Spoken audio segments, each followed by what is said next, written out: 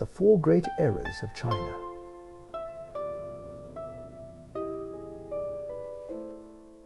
Long before the modern cities of Shanghai, Beijing, Guangzhou, and Shenzhen rose into forests of steel and glass, there existed an ancient land of rivers, mountains, deserts, and fertile valleys where one of the oldest continuous civilizations on Earth slowly emerged from myth into recorded history. China was not born as a single empire. It began as scattered tribes living along the Yellow River, where the rich yellow soil gave life to early farming communities. Over thousands of years, these villages grew into kingdoms, and these kingdoms fought endlessly until powerful rulers united them beneath one throne. The first great era of China was the Age of Origins and Unification. This was the time of legendary rulers, ancient dynasties, bronze weapons, philosophers, and the creation of writing itself.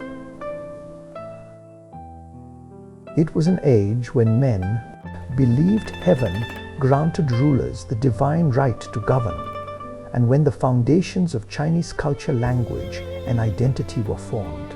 The second great era was the age of expansion and imperial greatness. During this period, mighty dynasties like the Han Tang and Song transformed China into the center of the known world.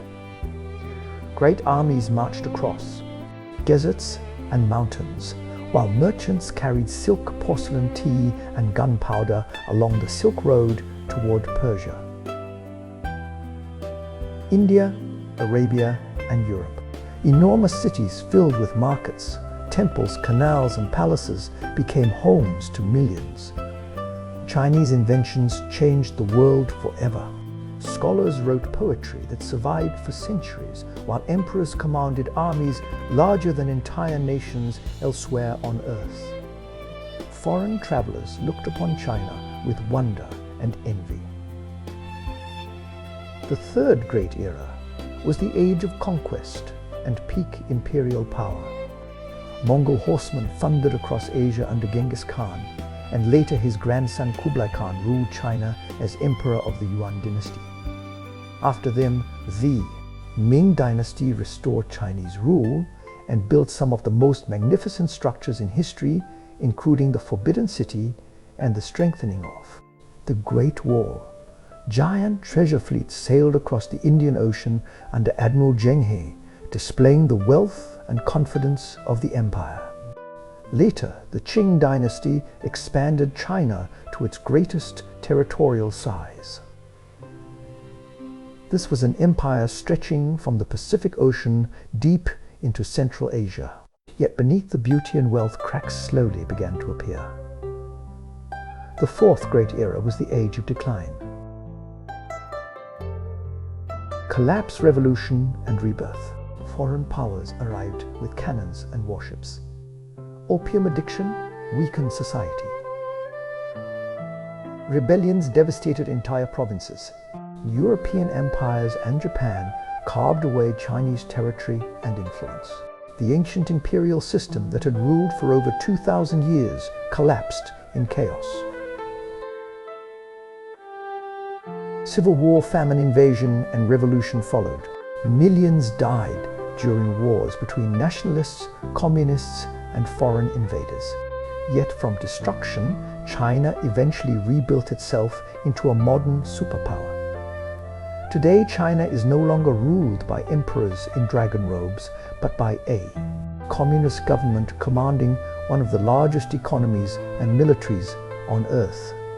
Ancient traditions still survive beside futuristic cities connected by high-speed rail and digital networks. The story of China is not simply the story of one empire.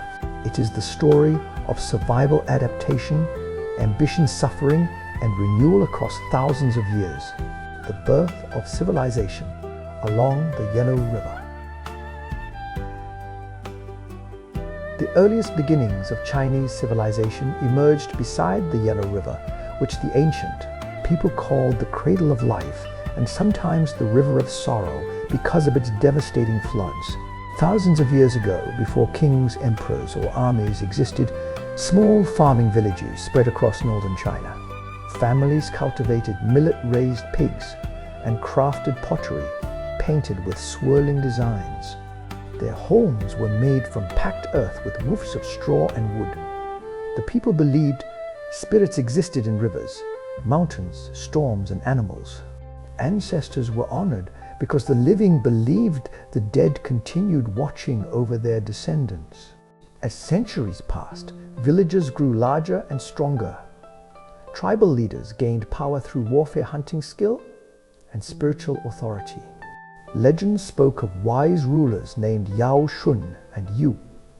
Among them, Yu the Great became one of the most celebrated figures in Chinese mythology.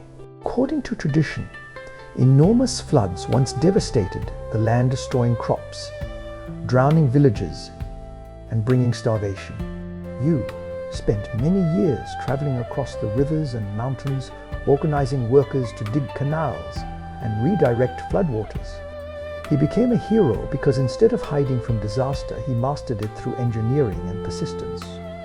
When he finally brought the floods under control, the people declared him ruler, and thus began the Xia dynasty, which Chinese tradition remembers as the first dynasty.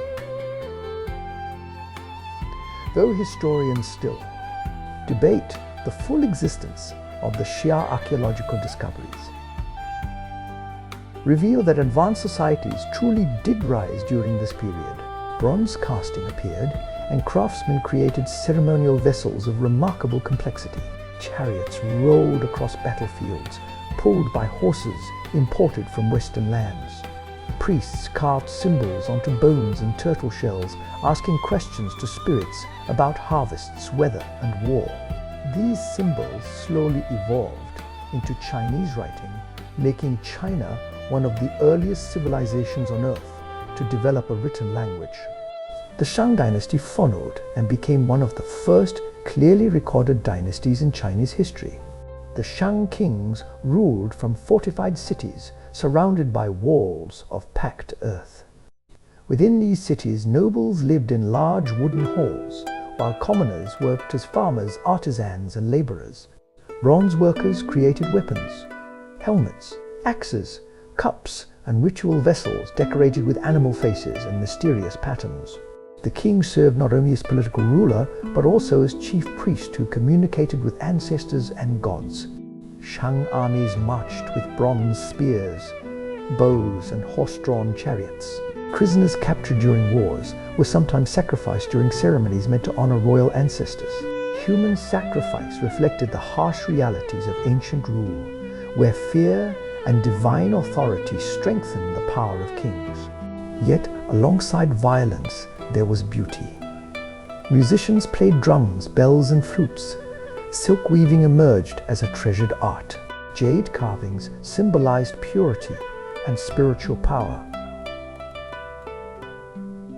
Beyond China, other civilizations were also rising. In Egypt, pharaohs ruled beside the Nile, while pyramids already stood beneath desert skies. In Mesopotamia, kingdoms battled between the Tigris and Euphrates rivers. In India, the Indus Valley civilization had flourished and declined. Across distant Europe, tribal societies built stone monuments like Stonehenge. Yet China remained geographically isolated by deserts, mountains, jungles, and oceans, allowing its culture to develop in unique ways. The Zhou dynasty eventually overthrew the Shang, claiming the Shang kings had become corrupt and cruel. The Zhou introduced one of the most important ideas in Chinese history, called the Mandate of Heaven. According to this belief, heaven granted rulers the right to govern only if they ruled wisely and justly. Natural disasters, famines, rebellions, and invasions were seen as signs that heaven had withdrawn its favor. This idea justified rebellion against bad rulers and shaped Chinese politics for over 2,000 years. During the early Zhou period, China expanded greatly. New farming tools increased harvests. Iron weapons replaced bronze. Trade routes connected distant regions. Yet over time, the Zhou kings lost control over powerful regional lords. China fragmented into competing states, each ruled by ambitious nobles seeking dominance. This age of division became known as the Spring and Autumn period, and later the Warring States period. It was one of the bloodiest, yet intellectually brilliant eras in Chinese history. Massive armies clashed across plains and river valleys. Cities built giant walls for protection. Crossbows transformed warfare, making battles deadlier than ever before. States developed bureaucracies, taxation systems, and spy networks to survive constant conflict. At the same time, philosophers searched for answers to chaos. Among them was Confucius, a wandering teacher who believed society could only survive through morality, respect, discipline, and proper relationships between rulers and subjects, parents and children.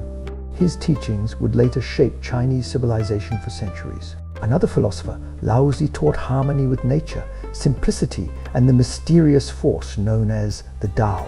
Legalist thinkers argued humans were naturally selfish and required strict laws and harsh punishments to maintain order. These competing ideas created one of the greatest intellectual periods in world history. Scholars traveled between kingdoms offering advice to rulers. Debates occurred in royal courts and schools. Though war consumed the land culture philosophy, science and statecraft advanced rapidly. China was preparing for unification under one ruler who would change history forever. The rise of Qin and the first emperor. Across the battle-scarred lands of ancient China, 7 great states fought endlessly for supremacy.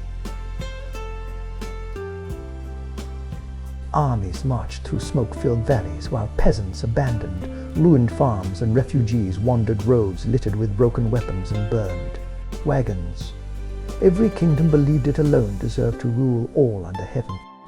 Among these rivals, the western state of Qin was once considered rough and uncivilized by the more cultured eastern kingdoms. Yet the Qin rulers transformed their state into a machine of war unlike anything China had seen before. The land of Qin lay near harsh mountains and frontier plains where survival demanded discipline and endurance. The Qin kings adopted the harsh philosophy of legalism, which taught that strict laws, absolute obedience, and severe punishments created strong states. Under powerful ministers like Shangyang, the Qin reorganized society with ruthless efficiency. Noble privileges were weakened, while military achievement became the path to status and reward. Farmers were forced to produce grain for the armies. Entire villages were organized into systems where neighbors spied upon one another, and families could be punished together for crimes. Fear became a weapon of government. But the reforms worked. Qin soldiers trained relentlessly with iron swords, spears, crossbows, and heavy armor. Roads connected distant regions, allowing troops to move quickly across mountains and rivers. Massive irrigation projects increased food production and strengthened the economy. While rival kingdoms struggled with corruption and internal rivalries, Qin grew stronger year after year. Into this world was born Ying, the boy who would become QinShihuang, the first emperor of China. His early life was surrounded by danger, intrigue, and betrayal. Born in the state of Zhao during a time of war, he spent part of his childhood effectively as a hostage because his father had political ties there. The young prince witnessed fear, violence, and uncertainty from an early age. Assassination plots and court conspiracies shaped his understanding of power. When Ying became king of Qin at a young age, ministers and nobles fought for influence around him. Some tried to manipulate him while others sought to remove him entirely. Yet, as he matured, he revealed extraordinary intelligence, determination, and paranoia. He trusted few people and believed weakness invited destruction. One by one, he crushed conspiracies within his court and consolidated authority into his own hands. Then came the wars of unification. Qin armies marched eastward in enormous campaigns that changed history forever. Hundreds of thousands of soldiers crossed rivers and mountain passes carrying banners marked with black symbols of Qin authority. Siege towers rolled against fortified cities, while engineers built canals and roads to sustain military advances. Entire battlefields became oceans of blood and mud. The kingdom of Han fell first, then Zhao, after devastating battles where Qin generals buried enemy prisoners alive to terrorize future resistance. Wei followed after Qin forces diverted rivers to flood its capital. Chu, the largest and most powerful southern state, resisted fiercely with massive armies and skilled commanders. But Qing ultimately crushed it through relentless campaigns. Yan attempted assassination against Yingjiang by sending a warrior named Jing Ke, who approached the king carrying a hidden dagger inside a road map. The assassination failed, and Yingjiang never forgot the lesson. His fear of death and betrayal only deepened. Finally, the state of Qi surrendered without major resistance. For the first time in history, China stood united beneath a single ruler. Yingjiang declared himself QinShihuang, meaning the first August emperor. He believed his dynasty would rule for 10,000 generations. The first emperor immediately reshaped China with breathtaking ambition. He standardized weights, measures currency writing systems, and even the width of cart axles, so roads across the empire would function uniformly. Massive highways spread across the land connecting provinces to the capital at Shenyang. Messengers and armies could now travel faster than ever before. Bureaucrats replaced feudal nobles as administrators, loyal directly to the emperor. Yet QinShihuang ruled through fear as much as achievement. Scholars who criticized him faced execution. Books associated with rival philosophies were burned in infamous purges intended to destroy dissenting ideas. Families of political enemies could be exterminated entirely. Laborers by the hundreds of thousands were conscripted for giant construction projects. Among the greatest of these projects was the early Great War. Northern nomadic tribes constantly raided the frontier, and the emperor ordered walls, built by earlier kingdoms to be connected into one vast defensive barrier stretching across mountains, deserts, and grasslands. Workers endured freezing winters, scorching summers, starvation, disease, and brutal punishments. Countless laborers died during construction, and legends later claimed their bones lay buried within the wall itself. The emperor also built colossal palaces filled with treasures, gardens, lakes, and exotic animals. Yet his greatest obsession became immortality. Terrified of death, QinShihuang searched desperately for eternal life. Alchemists promised magical elixirs, while expeditions sailed eastward, seeking mystical islands inhabited by immortals. Ironically, some of the potions prepared for him contained mercury, which may have poisoned his body and worsened his mental instability. Beneath the earth, near modern Xi'an, another monumental project took shape. The emperor ordered the construction of a gigantic underground tomb complex, guarded by an army of life-sized terracotta warriors. Thousands of sculpted soldiers, horses, chariots, and officers stood in silent formation, ready to protect him in the afterlife. Each face was unique. Craftsmen labored for years, creating this underground empire hidden beneath layers of earth. Ordinary life under Qin rule was harsh but organized. Farmers cultivated wheat millet and rice, using iron tools and ox-drawn plows. Villagers paid heavy taxes in grain labor and military service. Merchants traveled improved roads, carrying silk, salt iron, and lacquerware between growing cities. In markets, one could hear dialects from distant regions now united under imperial authority. Yet resentment spread beneath the surface. The emperor's endless projects exhausted the people. Heavy punishments terrified society. Even minor crimes could result in mutilation, forced labor, or death.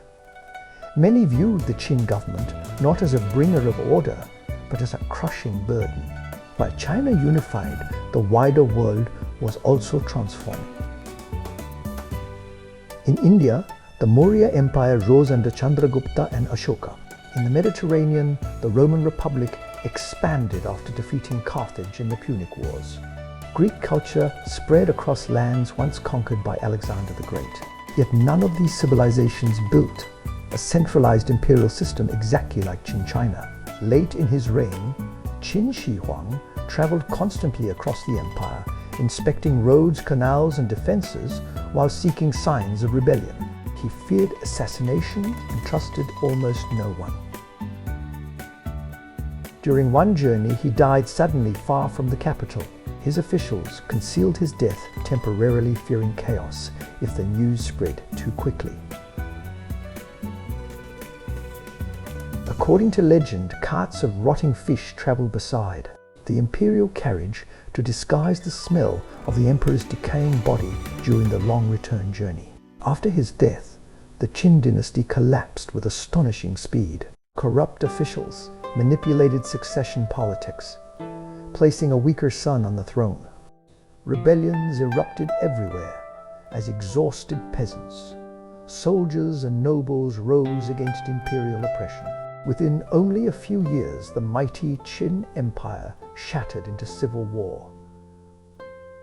But although the dynasty fell, its achievements endured. The idea of a unified China ruled by one emperor survived forever. Lord's laws, writing systems and administrative structures created under Qin, became the foundation for future dynasties. Even the name China itself may derive from Qin, pronounced Qin, by foreign traders. From the ashes of Qin, another dynasty would rise even greater than before. It would open trade routes stretching to the Roman world, expand Chinese culture across Asia, and create one of history's greatest golden ages. This was the age of the Han Dynasty, and the making of an empire. After the collapse of the Qin Dynasty, China descended once more into chaos. Rebel armies marched beneath banners of revenge while burned cities and abandoned farms scarred the countryside. Former nobles sought to reclaim lost power, and rival warlords battled for control of the empire left behind by the first emperor. Among the many leaders who emerged from this violence, none appeared more unlikely than Liu Bang. Liu Bang was not born into nobility. He came from a peasant family and worked as a low-level government official responsible for transporting prisoners. Unlike the proud aristocrats and famous generals of his age, he was known for his rough manners, love of drink, and casual attitude toward authority. Yet beneath his ordinary appearance was remarkable charisma and political instinct. He understood common people in ways many nobles never could. One famous story told of how Liu Bang once lost prisoners he was escorting through difficult terrain. Knowing he would be executed for failure, he released the remaining prisoners and fled into the wilderness, where many of them willingly joined him as followers. During the rebellions against Qin, he gathered support among peasants, soldiers, and local leaders who saw in him a man of practical wisdom rather than cruel ambition. His greatest rival was Xiang Yu, a towering aristocratic warlord, renowned for unmatched strength and battlefield courage. Xiang Yu could supposedly lift massive bronze cauldrons with his bare hands and inspired fear wherever he rode.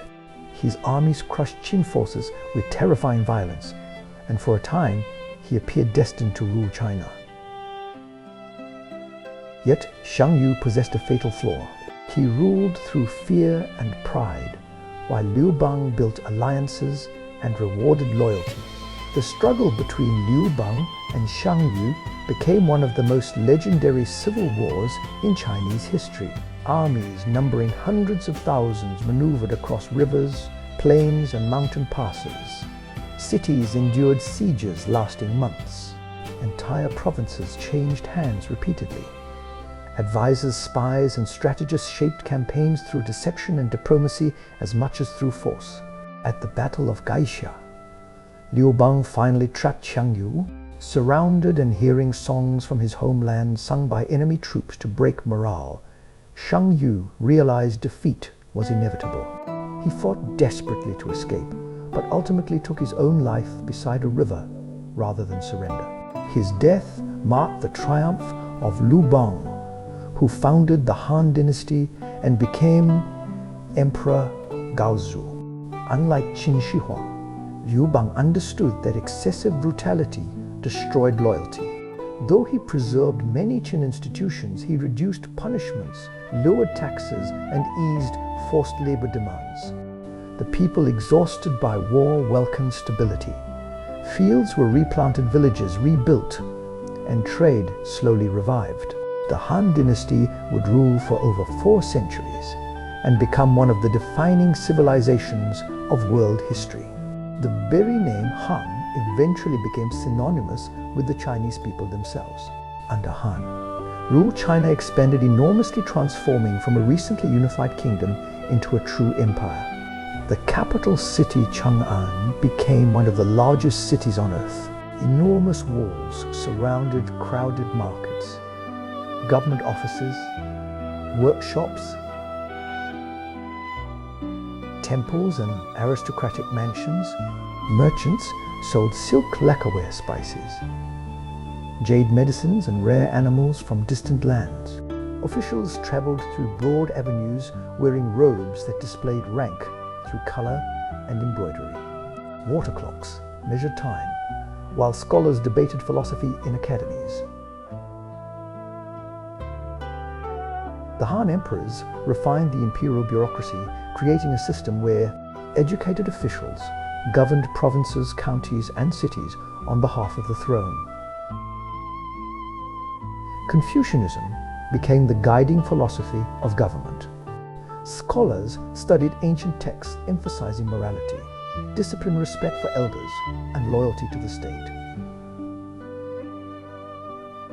Education and literacy gained prestige, though aristocratic families still held enormous influence. Talented commoners could sometimes rise through scholarship and service. Ordinary life varied greatly across the empire. In the fertile north, farmers cultivated millet, wheat, and soybeans, while southern regions increasingly produced rice in flooded paddies. Families lived in homes of wood-packed earth or brick, depending on wealth. Meals often included grains, vegetables, fish, and occasionally pork or chicken. Tea had not yet become dominant, but alcohol brewed from grains was common. Markets bustled with activity. Blacksmiths forged iron plows, knives, and weapons. Potters crafted ceramics. Silk weaving became one of China's greatest industries, with women often responsible for spinning and weaving delicate fabrics prized across Eurasia. Merchants traveled canals and rivers aboard wooden boats, carrying cargo between provinces.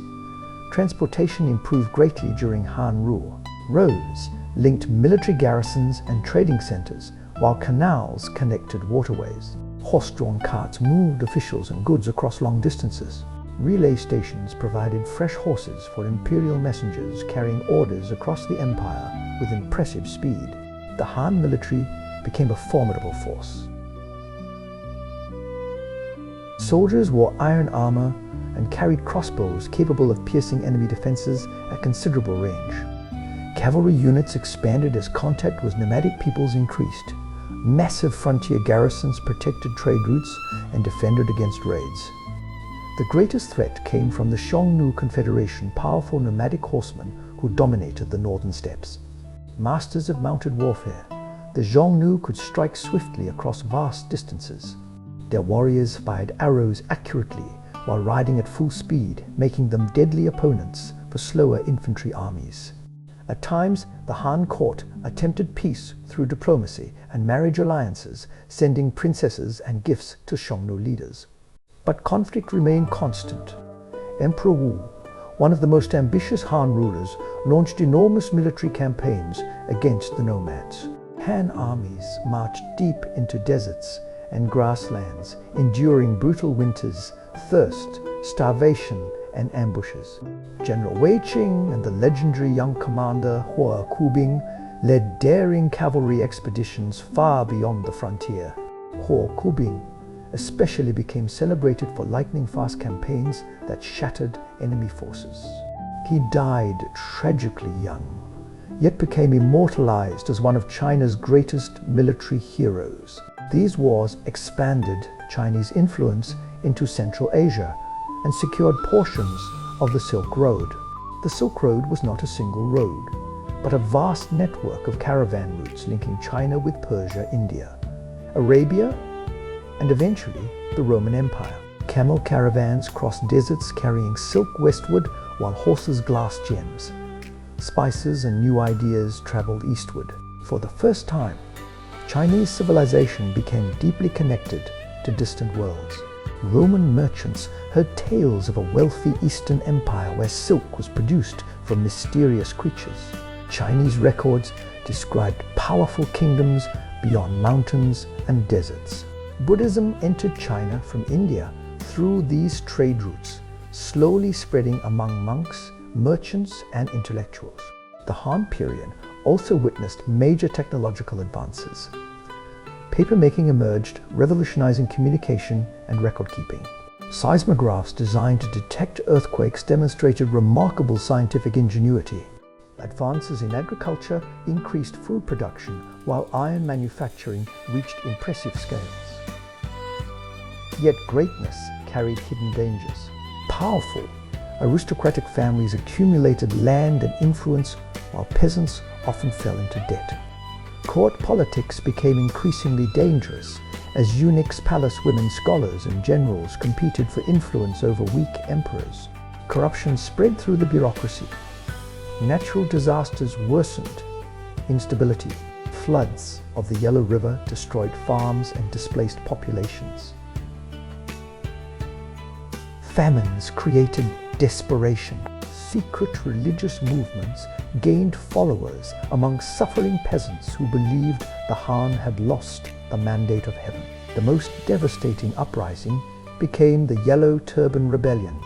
Inspired by mystical teachings promising a new age, rebels wearing yellow headscarves rose across the empire. Millions participated directly or indirectly in the chaos. Government armies struggled to restore order, and regional generals gained enormous power while fighting the rebellion. Among these warlords were figures who would become legendary in Chinese culture. Cao Cao, the brilliant and ruthless strategist.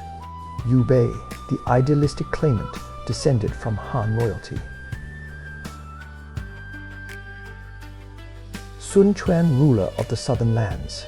Their rivalries and alliances inspired the famous historical epic Romance of the Three Kingdoms centuries later. As the Han Dynasty weakened, generals controlled provinces like independent kingdoms. The emperor became little more than a puppet trapped within palace walls. In the year 220, the last Han emperor formally abdicated, ending one of the greatest dynasties in Chinese history. China fragmented again into rival states. Armies marched beneath competing banners, while heroic warriors, cunning advisors, and ambitious rulers fought for supremacy. The age that followed would become one of the most romanticized and tragic eras in all Chinese history, the Three Kingdoms and the Age of Endless War. When the Han dynasty finally collapsed, the unity of China shattered like glass beneath a hammer. Provinces once governed by imperial officials became battlefields ruled by warlords commanding private armies, loyal only to themselves. The authority of the emperor faded into memory, while smoke rose from burned villages and refugees wandered roads, carrying whatever possessions they could save. Yet amid this suffering emerged one of the most legendary eras in Chinese history, an age of heroes, betrayals, impossible battles, and brilliant strategy remembered for centuries in poems, plays, and novels.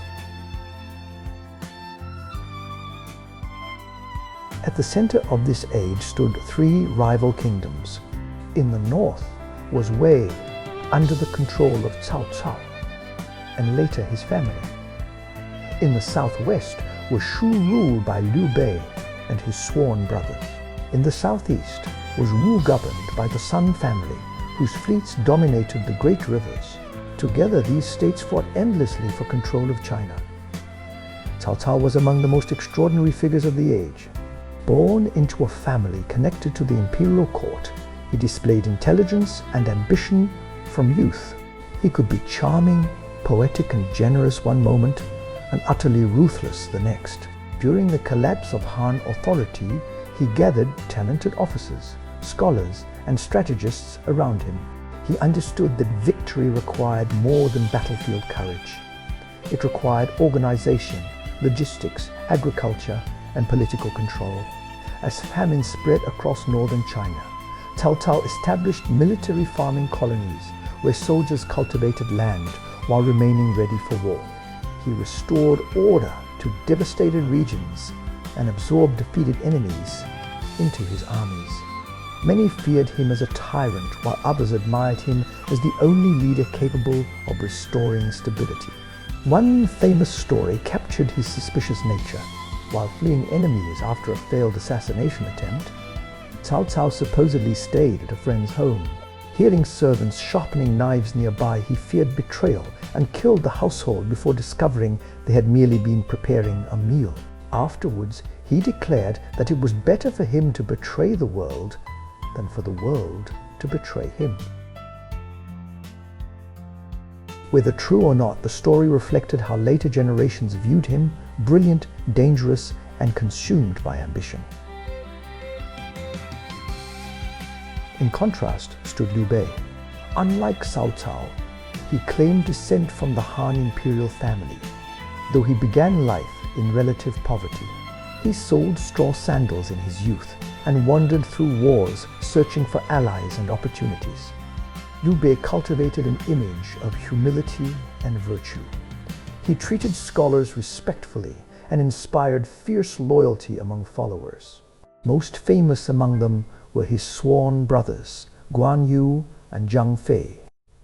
According to legend, the three men pledged brotherhood in a peach garden, swearing to live and die together in service of restoring the Han dynasty. Guan Yu became celebrated for loyalty and martial skill. Tall and imposing with a magnificent beard, he carried the green dragon crescent blade, and later generations worshipped him almost as a god of war and honor. Zhang Fei, by contrast, was fierce, loud, and terrifying in battle, capable of scattering enemies through sheer ferocity. Another key figure entered Liu Bei's service after repeated invitations. This was Zhuge Liang, one of the greatest strategists in Chinese legend. Zhuge Liang lived quietly in the countryside, studying history, politics, and warfare.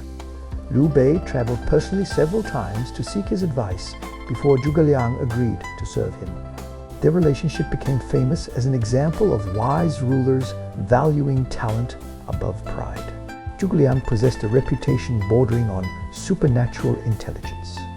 Stories described him predicting enemy movements, manipulating alliances, and using psychological tricks to overcome stronger forces.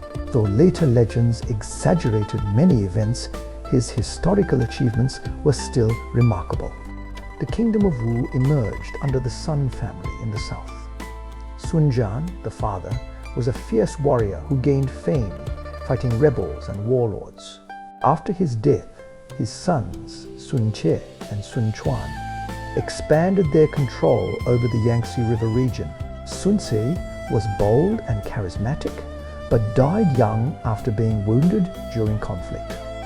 Leadership then passed to Sun Quan, who proved a capable ruler, balancing military strength with careful diplomacy. The defining event of the era came at the Battle of Red Cliffs. Cao Cao had unified much of northern China and marched south with a massive army intending to destroy Liu Bei and Sun Quan. His forces were enormous, perhaps hundreds of thousands according to some accounts, though ancient numbers were often exaggerated. Still, the campaign represented one of the largest military operations of the ancient world. Cao Cao's armies advanced along the Yangtze River with warships chained together to reduce seasickness among northern soldiers unused to naval warfare. But this decision created vulnerability. Liu Bei and Sun Quan formed an uneasy alliance advised by Zhuge Liang and the Wu commander Zhou Yu. As winter winds blew across the river, allied forces launched a devastating fire attack. Ships filled with burning materials drifted into Cao Cao's chained fleet. Flames spread rapidly across the vessels, while chaos erupted among soldiers trapped aboard. Fire leapt into camps along the shore as smoke darkened the sky.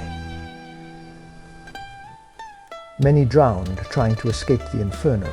Cao Cao's grand campaign collapsed, and he retreated northward through disease-ridden marshes and muddy roads. Red Cliffs became one of the most celebrated battles in East Asian history. It prevented Cao Cao from unifying China and preserved the division into three kingdoms for decades. Songs, operas, and novels later transformed the battle into epic legend filled with cunning strategies and heroic speeches. Life during the Three Kingdoms era was deeply shaped by warfare. Fortified cities dominated the landscape with walls of packed earth and stone. Garrisons guarded mountain passes and river crossings.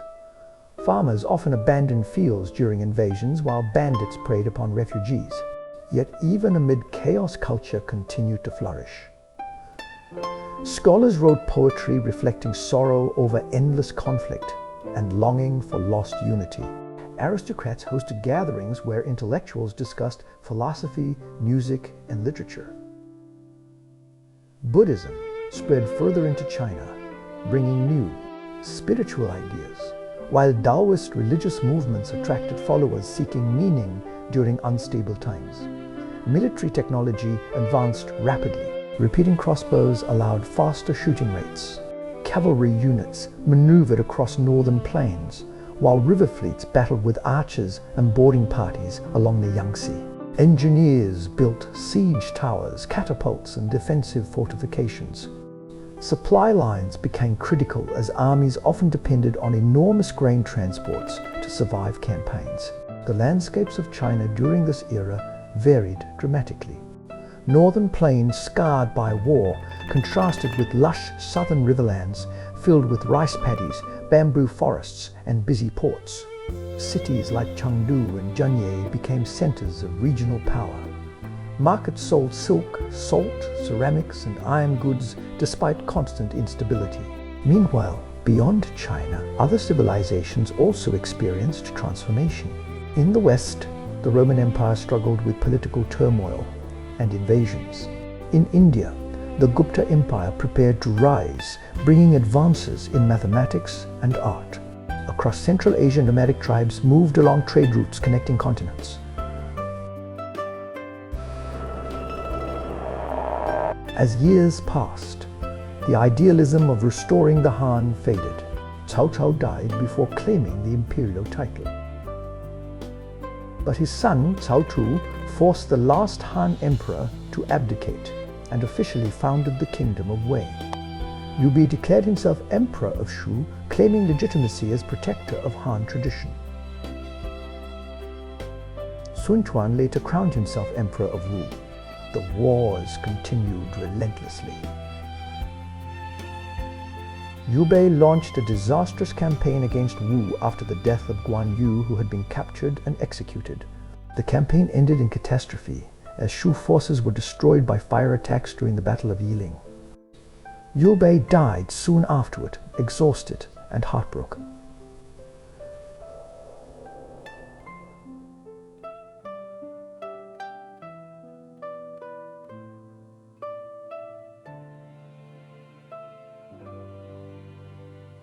He launched repeated northern campaigns against Wei, seeking to reunify China.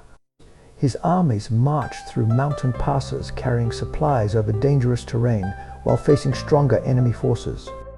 Though admired for brilliance and dedication, Zhuge Liang ultimately failed to achieve victory.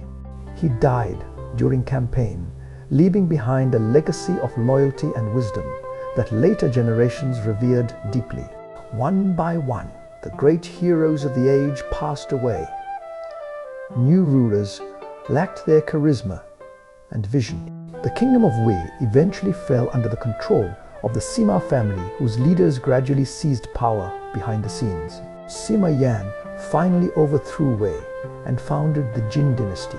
In the year 280, Jin armies conquered Wu and reunified China after nearly a century of division. Yet the scars of endless war remained. Entire regions had been devastated. Populations declined. Families displaced by conflict migrated southward, changing the cultural balance of China forever. Still, the age of the Three Kingdoms endured in memory, unlike almost any other period. It became a symbol of loyalty, ambition, strategy, and tragedy. Warriors, rulers, and advisors from this era entered folklore and literature, becoming larger than life. Figures whose stories would be retold for nearly 2,000 years. But peace under the Jin dynasty would not last. New invasions, migrations, and disasters soon threatened the fragile unity of China once again. The fall of Jin and the age of division. The reunification of China under the Jin dynasty should have marked the beginning of peace after generations of bloodshed. Instead, it became the calm before another storm. The empire, reunited by the Sima family, inherited exhausted lands, weakened institutions, and ambitious nobles hungry for power. Beneath the surface of imperial victory, old rivalries still burned, and soon the fragile order collapsed into one of the darkest periods in Chinese history. The founder of the Jin dynasty, Emperor Wu, initially governed with skill and restraint. He reduced taxes, encouraged agriculture, and restored trade routes damaged during the wars of the Three Kingdoms. Cities slowly recovered. Markets reopened. Canals carried grain between provinces, and caravans resumed movement across Central Asia. For a brief moment, many believed the long nightmare of division had ended. Yet the emperor made a decision that would haunt the dynasty. He granted enormous authority and territories to members of the imperial clan, believing family loyalty would strengthen the throne. Instead, these princes became dangerous rivals, commanding private armies and competing courts. After Emperor Wu died, the empire passed to his son, Emperor Hui, a ruler remembered as intellectually disabled and incapable of controlling the government. Court factions immediately struggled for dominance around the helpless emperor. Empresses, princes, eunuchs, and ministers manipulated him, while conspiracies spread through the palace like poison. This chaos erupted into the War of the Eight Princes. Imperial relatives raised armies against one another in a brutal civil war that devastated northern China. Cities were besieged repeatedly while noble families switched loyalties to survive. Soldiers looted farms and villages. Famine spread. Rivers clogged with corpses after battles. The imperial court became a prison controlled by whichever prince currently held power. As the princes destroyed one another, non-Chinese peoples living along the northern frontiers seized the opportunity. For centuries, nomadic and semi-nomadic groups such as the Xiongnu, Jie, Xiangbei, and Qiang had interacted with Chinese states through trade, warfare, and migration. Many served as mercenaries within Chinese armies. Now their leaders founded kingdoms of their own upon collapsing Jin territory. One of the most feared rulers was Liu Yuan, a Xiongnu noble who claimed descent from both steppe leaders and Han Imperial princesses. He declared himself emperor and launched campaigns against Jin forces. Soon northern China descended into chaos as multiple kingdoms rose and fell amid constant warfare. The disaster reached horrifying levels during the sack of Luoyang and later Chang'an, the great capitals of China. Enemy armies stormed the cities, massacring inhabitants and capturing members of the imperial family. Palaces burned, libraries and temples were destroyed. Aristocrats fled southward carrying what treasures and manuscripts they could save. This migration permanently transformed China. Hundreds of thousands of northern refugees crossed the Yangtze River seeking safety in the south. Noble families established new estates while farmers cleared forests and expanded rice cultivation. Southern China, once considered less developed than the north, now grew rapidly in population and economic importance. The surviving Jin court established itself in the south at Jiangkang, modern Nanjing. This period became known as the Eastern Jin. Though the dynasty retained imperial titles, it never regained control over the north. China split into rival northern and southern states for centuries. Northern China during this era resembled a vast battlefield of shifting kingdoms. Cities changed rulers repeatedly. Cavalry armies thundered across plains while fortified strongholds guarded strategic passes. Steppe warriors mixed with Chinese soldiers and administrators, creating hybrid cultures unlike anything before. Among the northern rulers, one man stood above the others in both terror and ambition. This was Shila, founder of the later Zhao kingdom. Born into the Jie people, he began life as a slave, sold during famine and conflict. Through intelligence and military skill, he rose from captivity to command armies. His campaigns were ruthless beyond imagination. Entire populations were slaughtered after resistance. Yet he also promoted capable officials regardless of origin and attempted to stabilize his territories. Even more feared was Ming, a general who briefly seized power during the collapse of later Zhao. Consumed by hatred toward non-Chinese peoples, whom he blamed for China's suffering, Min ordered mass killings against many ethnic groups. His campaigns unleashed horrifying massacres before he himself was defeated and executed. The violence of this age scarred generations and deepened divisions between communities. Eventually, a remarkable leader emerged among the Shenbei people.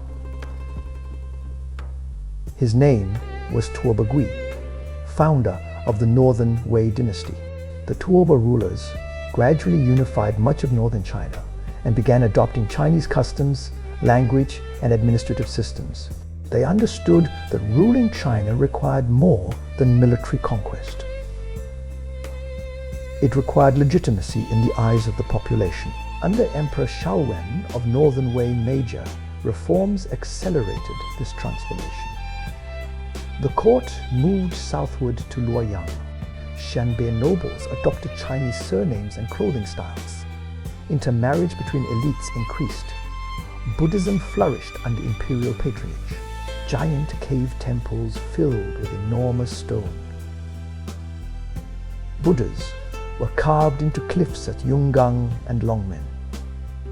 Monks traveled across deserts and mountains, bringing sacred texts from India, while artists created breathtaking statues illuminated by flickering lamps. Religion became increasingly important during this age of uncertainty. Buddhism spread rapidly because it offered comfort amid war and suffering. Monasteries provided charity, education, and refuge.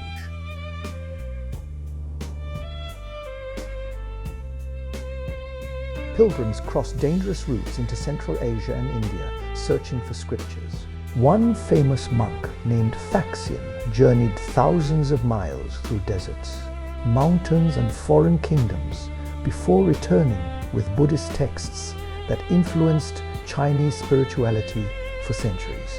Taoism also evolved into organized religious movements promising healing, protection, and spiritual transcendence.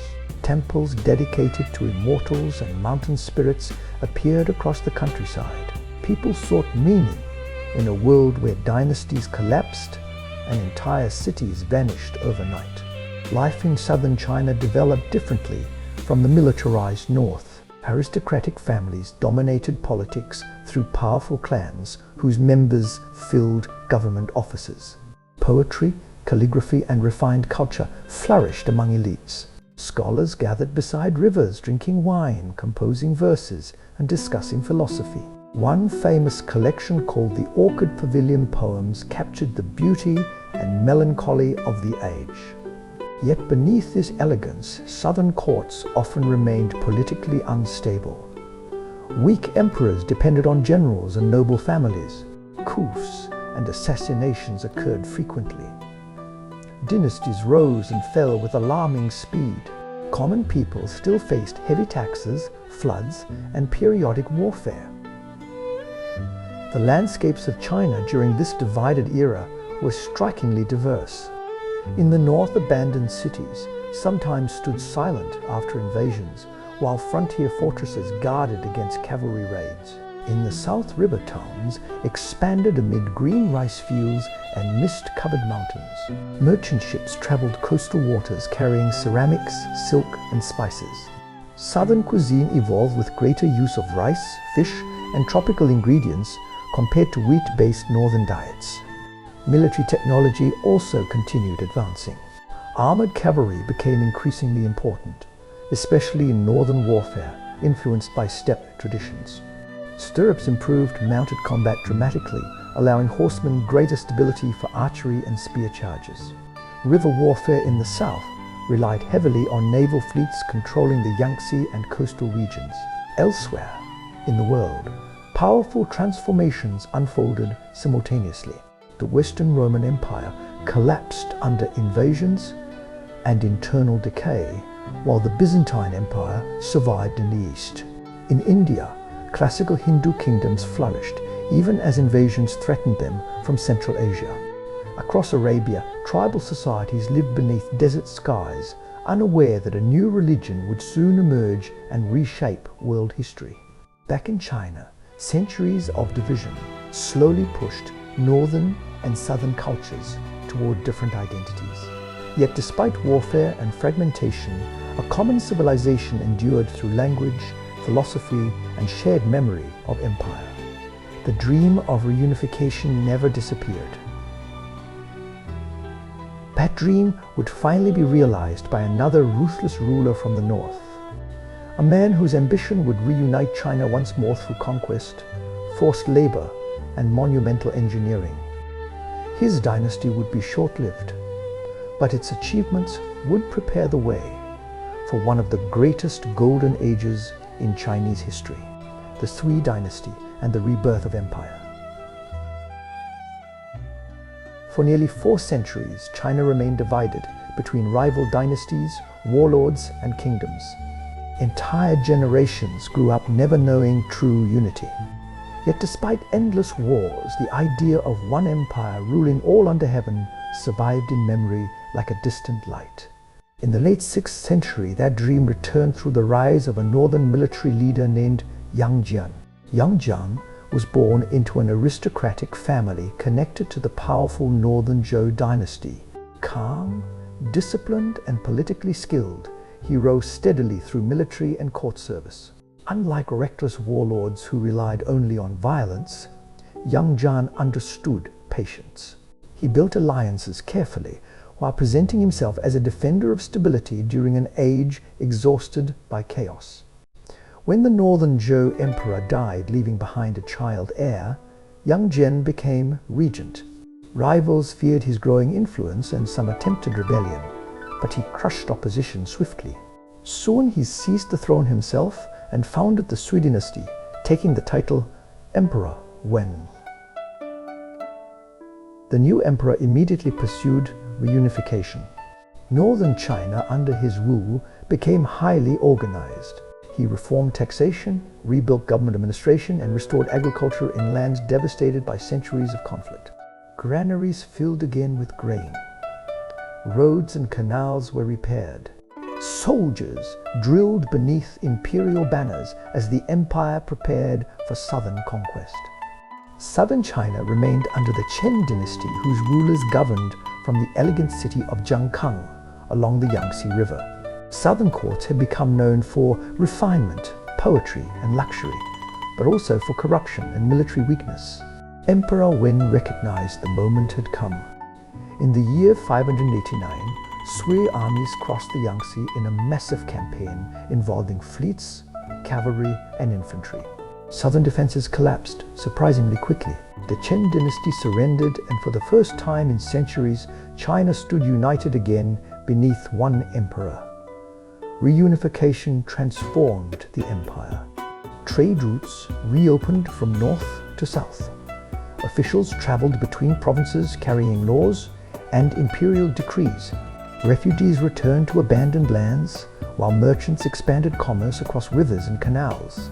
Families separated for generations could once again travel through a single political realm. Emperor Wen ruled with remarkable energy. He reduced extravagant spending and attempted to govern according to Confucian ideals of order and moral responsibility. Taxes remained relatively moderate during his early reign. Population increased rapidly as peace returned. New legal codes, standardized administration, and influenced later dynasties across East Asia. Yet the greatest symbol of Sui ambition became the Grand Canal. China's geography created a major challenge for rulers. The fertile rice fields of the south produced enormous food supplies, while political capitals and frontier armies often lay in the north. Transporting grain overland was slow and expensive. The answer was water. The Grand Canal became one of the largest engineering projects in the ancient world. Millions of laborers dug channels linking rivers across vast distances. The canal eventually connected northern and southern China through thousands of kilometers of waterways. Grain barges, military supplies, and merchants could now travel far more efficiently between regions. Construction was brutal. Peasants were conscripted from villages and forced to work under harsh conditions. Many died from exhaustion, disease, and starvation. Families mourned sons and fathers who never returned from canal projects. Yet the completed waterway transformed China permanently, strengthening trade and imperial control for centuries. Emperor Wen eventually fell victim to palace intrigue involving his ambitious son, Yang Guang. The prince was intelligent, charismatic, and outwardly cultured. But beneath the surface lay enormous ambition. Through manipulation and political maneuvering, he became heir to the throne and later Emperor Yang after his father's suspicious death, which many believed was murder. Emperor Yang possessed grand visions of imperial glory. He expanded construction projects on an enormous scale. Palaces, roads, and additional canals consumed vast resources. The court became increasingly luxurious with extravagant ceremonies and immense pleasure gardens filled with exotic plants and animals. One famous account described imperial barges traveling along the Grand Canal accompanied by thousands of attendants, musicians, and decorated vessels. Villagers gathered along riverbanks watching this floating world of silk banners and golden ornaments glide past, while many of them struggled merely to survive. The emperor also pursued aggressive military campaigns.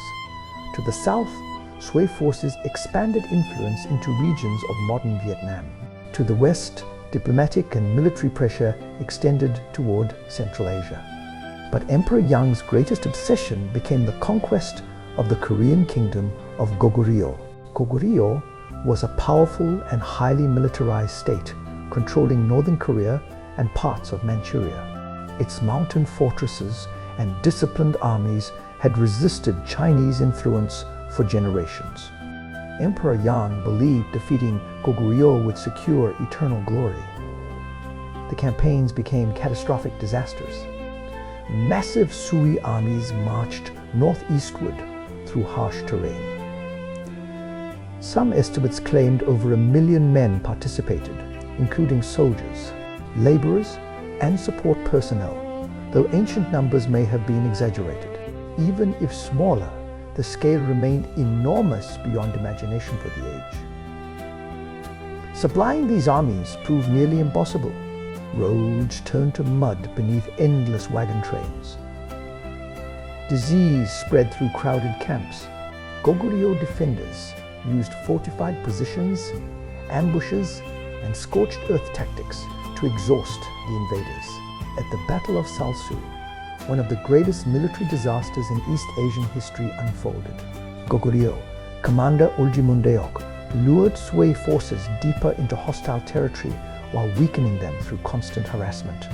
As exhausted Sui troops attempted retreat across a river, Goguryeo forces struck suddenly after releasing dammed waters upstream. Chaos erupted. Soldiers drowned, panicked, or were cut down during retreat. Ancient records claimed only a tiny fraction of the invading army survived. Despite repeated failures, Emperor Yang launched more invasions, draining the empire's wealth and manpower. Peasant rebellions erupted across China as taxation and forced labor intensified. Bandit armies spread through provinces while local governors began acting independently. The emperor's authority crumbled rapidly. Former allies turned against him. Military leaders raised their own banners. Famine and floods worsened suffering among the population. Entire villages abandoned fields to join rebellions or flee violence. Among the rising figures during this chaos was Li Yuan, a powerful aristocrat and military commander stationed in the northwest. Realizing the Sui dynasty was collapsing beyond recovery, he rebelled and marched toward the capital. His son Nishimen accompanied him, displaying exceptional military brilliance even at a young age. Meanwhile, Emperor Yang remained trapped in illusions of grandeur. Isolated from reality by courtiers and luxury, he underestimated the scale of rebellion engulfing the empire. Eventually, he was abandoned by many followers while staying in the southern city of Jiangdu. There, he was assassinated by his own guards. The Sui dynasty had lasted less than 40 years.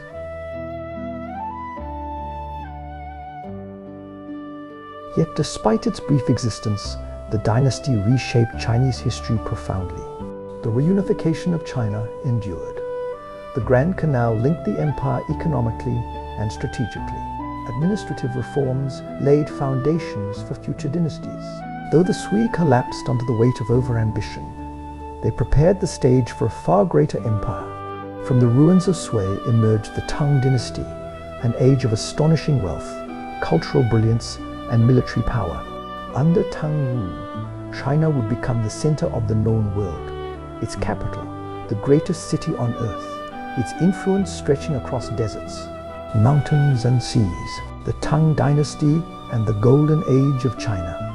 The fall of the Sui dynasty plunged China once more into rebellion and war, but this time the chaos did not last long. From the northwestern frontier emerged the Li family, whose armies moved with speed and confidence across the empire. At their head stood Li Yuan, soon to become Emperor Gaozu, founder of the Tang dynasty. Yet among all the warriors and princes of his household, one son would eclipse them all and become one of the greatest rulers in Chinese history. His name was Li Shimin. Li Shimin grew up in an age of military struggle and political intrigue. Intelligent, fearless, and highly disciplined, he mastered riding, archery, and strategy from youth. During the campaigns against the collapsing Sui dynasty, he led cavalry charges through dust storms, negotiated alliances with rival warlords, and displayed an instinct for warfare that astonished older generals. As the Tang consolidated power, rival kingdoms still resisted across China. Li Shiman personally commanded campaigns that defeated many of these enemies. He rode among his troops in armor blackened by smoke and dust, sharing hardships with common soldiers. His reputation spread rapidly through the empire. Warriors admired his courage, while scholars praised his intelligence. Yet, success created tension within the imperial family. Li Yuan favored another son as heir, while Li Shimin's growing popularity frightened rivals at court. Conspiracies formed against him. The struggle ended in violence at the Xuanwu Gate incident, one of the most dramatic palace coups in Chinese history. At dawn, Li Shimin ambushed his brothers near the palace gates. Arrows flew through the morning air as imperial guards and princes fought desperately. Li Shimin personally killed one brother, while loyal followers hunted down the other. Soon afterward, Emperor Gaozu abdicated under pressure, and Li Shimin became Emperor Taizong. Many rulers seized power through bloodshed, but few governed as brilliantly afterward as Taizong. He understood both the strength and fragility of empire. Rather than ruling solely through fear, he surrounded himself with talented ministers, generals and scholars who were encouraged to criticize him openly. One of his most respected advisors was Wei Jing, a blunt official who repeatedly challenged imperial decisions. Taizong valued such honesty, believing a ruler who heard only praise doomed himself to failure. Under Emperor Taizong, the Tang Dynasty expanded into one of the greatest empires of its age. Armies marched westward into Central Asia, defeating Turkic nomadic confederations that had long threatened northern China. Tang cavalry thundered across grasslands and deserts beneath banners snapping in cold winds. Fortresses rose along frontier routes, while diplomats established influence deep into oasis kingdoms along the Silk Road.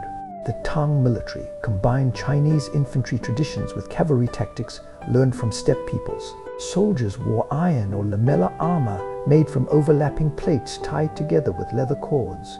Elite horsemen carried bows, spears, and curved sabers. War horses imported from Central Asia became symbols of military prestige. Tang tomb figurines later immortalized these powerful horses with flowing manes and proud stances. The capital city, Chang'an, became the beating heart of the empire, and perhaps the greatest city on earth during the 7th and 8th centuries. Massive walls surrounded broad avenues laid out in orderly grids. Markets overflowed with goods from across Eurasia. Persian merchants sold glassware and silver. Indian monks carried Buddhist scriptures. Arab traders arrived with spices and stories from distant deserts. Musicians from Central Asia performed strange melodies using lutes and drums unfamiliar to Chinese ears. At night, lanterns illuminated crowded streets while patrols maintained order. Tea houses filled with conversation and poetry. Scholars prepared for civil service examinations, testing knowledge of Confucian classics, history, and literature. Success in these exams could elevate men from modest backgrounds into powerful government positions, though wealthy families still possessed major advantages. Women during the early Tang period enjoyed greater freedom than in many earlier eras. Noble women rode horses, played polo, and participated in social gatherings more openly than later generations would permit. Fashion became elaborate and colorful. Silk robes embroidered with birds, flowers, and clouds reflected wealth and status. One extraordinary woman rose above all others. Her name was Wu Zetian. Originally entering the palace as a concubine, Wu Zetian possessed extraordinary intelligence, ambition, and political skill. After the death of Emperor Taizong, she later became associated with his son, Emperor Gaozong. Through calculated alliances and ruthless elimination of rivals, she gained increasing influence within the court. Stories spread of poisonings, secret police, and political purges surrounding her rise. Some accounts were exaggerated by later historians hostile toward female rule, but there was no doubt that Wu Zetian proved remarkably capable. As Emperor Gaozong's health declined, she effectively governed the empire herself. Eventually, she declared her own Zhou dynasty and became the only woman in Chinese history to rule officially as emperor in her own name. Wu Zetian strengthened the examination system, promoted capable officials from outside old aristocratic families, and expanded support for Buddhism, which portrayed her rule as divinely favored. Massive Buddhist statues and temples received imperial patronage. Though controversial, her reign demonstrated political ability equal to many male rulers. The Tang era witnessed extraordinary cultural flowering. Poetry reached heights never surpassed in Chinese literature. Among the greatest poets were Li Bai and Du Fu, whose works captured beauty, sorrow, friendship, and the suffering of war. Li Bai wandered mountains and rivers, drinking wine beneath moonlit skies while composing verses filled with imagination and longing. Legends describe him sailing rivers drunk while singing poetry to the moon. Du Fu, by contrast, witnessed rebellion and famine firsthand. His poems portrayed starving refugees, ruined cities, and the burdens of ordinary people during conflict. Painting, calligraphy, and music flourished. Buddhist monasteries became centers of learning and artistic production. Woodblock printing developed, allowing texts to spread more widely. Advances in medicine, astronomy, and engineering continued transforming society. Trade expanded dramatically across land and sea. The Silk Road carried Chinese silk, porcelain, and paper westward, while gold, horses, perfumes, and precious stones arrived from distant lands. Maritime trade routes through Southeast Asia and the Indian Ocean connected Tang China with India, Arabia, and East Africa. The port city of Guangzhou became a bustling international center where foreign merchants established communities. Ships, larger than many Western vessels of the time, sailed. Chinese waters carrying ceramics, tea, and luxury goods abroad. Food culture diversified during this cosmopolitan age. Noodles, dumplings, and steamed buns remained common, while foreign influences introduced new spices and ingredients. Tea drinking spread widely, becoming not only a beverage, but a cultural ritual associated with refinement and philosophy. Yet even during this golden age, dangers gathered beneath the surface. The Tang military increasingly relied on frontier generals commanding powerful regional armies. One of these commanders was an Ushan, a man of mixed Central Asian and possibly Turkic heritage who gained immense favor at court through charm and military success. Obese, theatrical, and politically cunning, he entertained the emperor and his beloved consort, Yang Guifei, while secretly building military power. Yang Guifei herself became one of the most famous women in Chinese history, celebrated for beauty and elegance. Emperor Xuanzong adored her deeply and devoted increasing attention to pleasure rather than governance. Music, gardens, and court entertainments filled the palace, while corruption spread among officials connected to Yang Guifei's family. In the year 755, Anlushan rebelled. The Anlushan rebellion became one of the deadliest conflicts in human history. Rebel armies swept across northern China, capturing cities and driving the imperial court into panic. Chang'an itself fell as Emperor Xuanzong fled westward with his entourage. During the desperate retreat, imperial guards blamed Yang Guifei and her family for corruption and demanded her death. The emperor, heartbroken but powerless, ordered her execution. According to legend, she was strangled with silk cords at a roadside station while the emperor wept. The rebellion devastated the empire beyond imagination. Entire provinces were destroyed. Famine and disease followed warfare. Ancient records suggest tens of millions may have died directly or indirectly, though exact numbers remain uncertain. Cities once filled with music and trade became fields of ash and bones. Tang forces eventually defeated the rebels with help from foreign allies, including Uyghur cavalry. But the dynasty never fully recovered. Regional military governors gained greater autonomy, while central authority weakened. Heavy taxation burdened surviving populations struggling to rebuild shattered lives. Even so, the Tang dynasty endured for another century and a half. Art, poetry, and trade continued, though under growing instability. Buddhist monasteries accumulated vast wealth, leading later rulers to suppress some religious institutions and confiscate their lands. Toward the end of the dynasty, peasant uprisings erupted again. Bandit leaders and warlords carved territories from the weakening empire. The once glorious Tang court became increasingly powerless amid factional struggles and military revolts. In the year 907, the Tang dynasty finally collapsed. China entered another fragmented age known as the Five Dynasties and Ten Kingdoms period, where rival regimes competed for power. Yet the memory of Tang greatness never faded. Later generations remembered it as a golden age when China stood at the center of the world, wealthy, confident, and culturally brilliant beyond comparison. But new threats and transformations awaited. From northern frontiers, fresh powers were rising, and China's next dynasty would face challenges unlike any before: the Song dynasty and the Age of Invention. After the collapse of the Tang dynasty, China fragmented once more into rival kingdoms, military regimes, and unstable courts.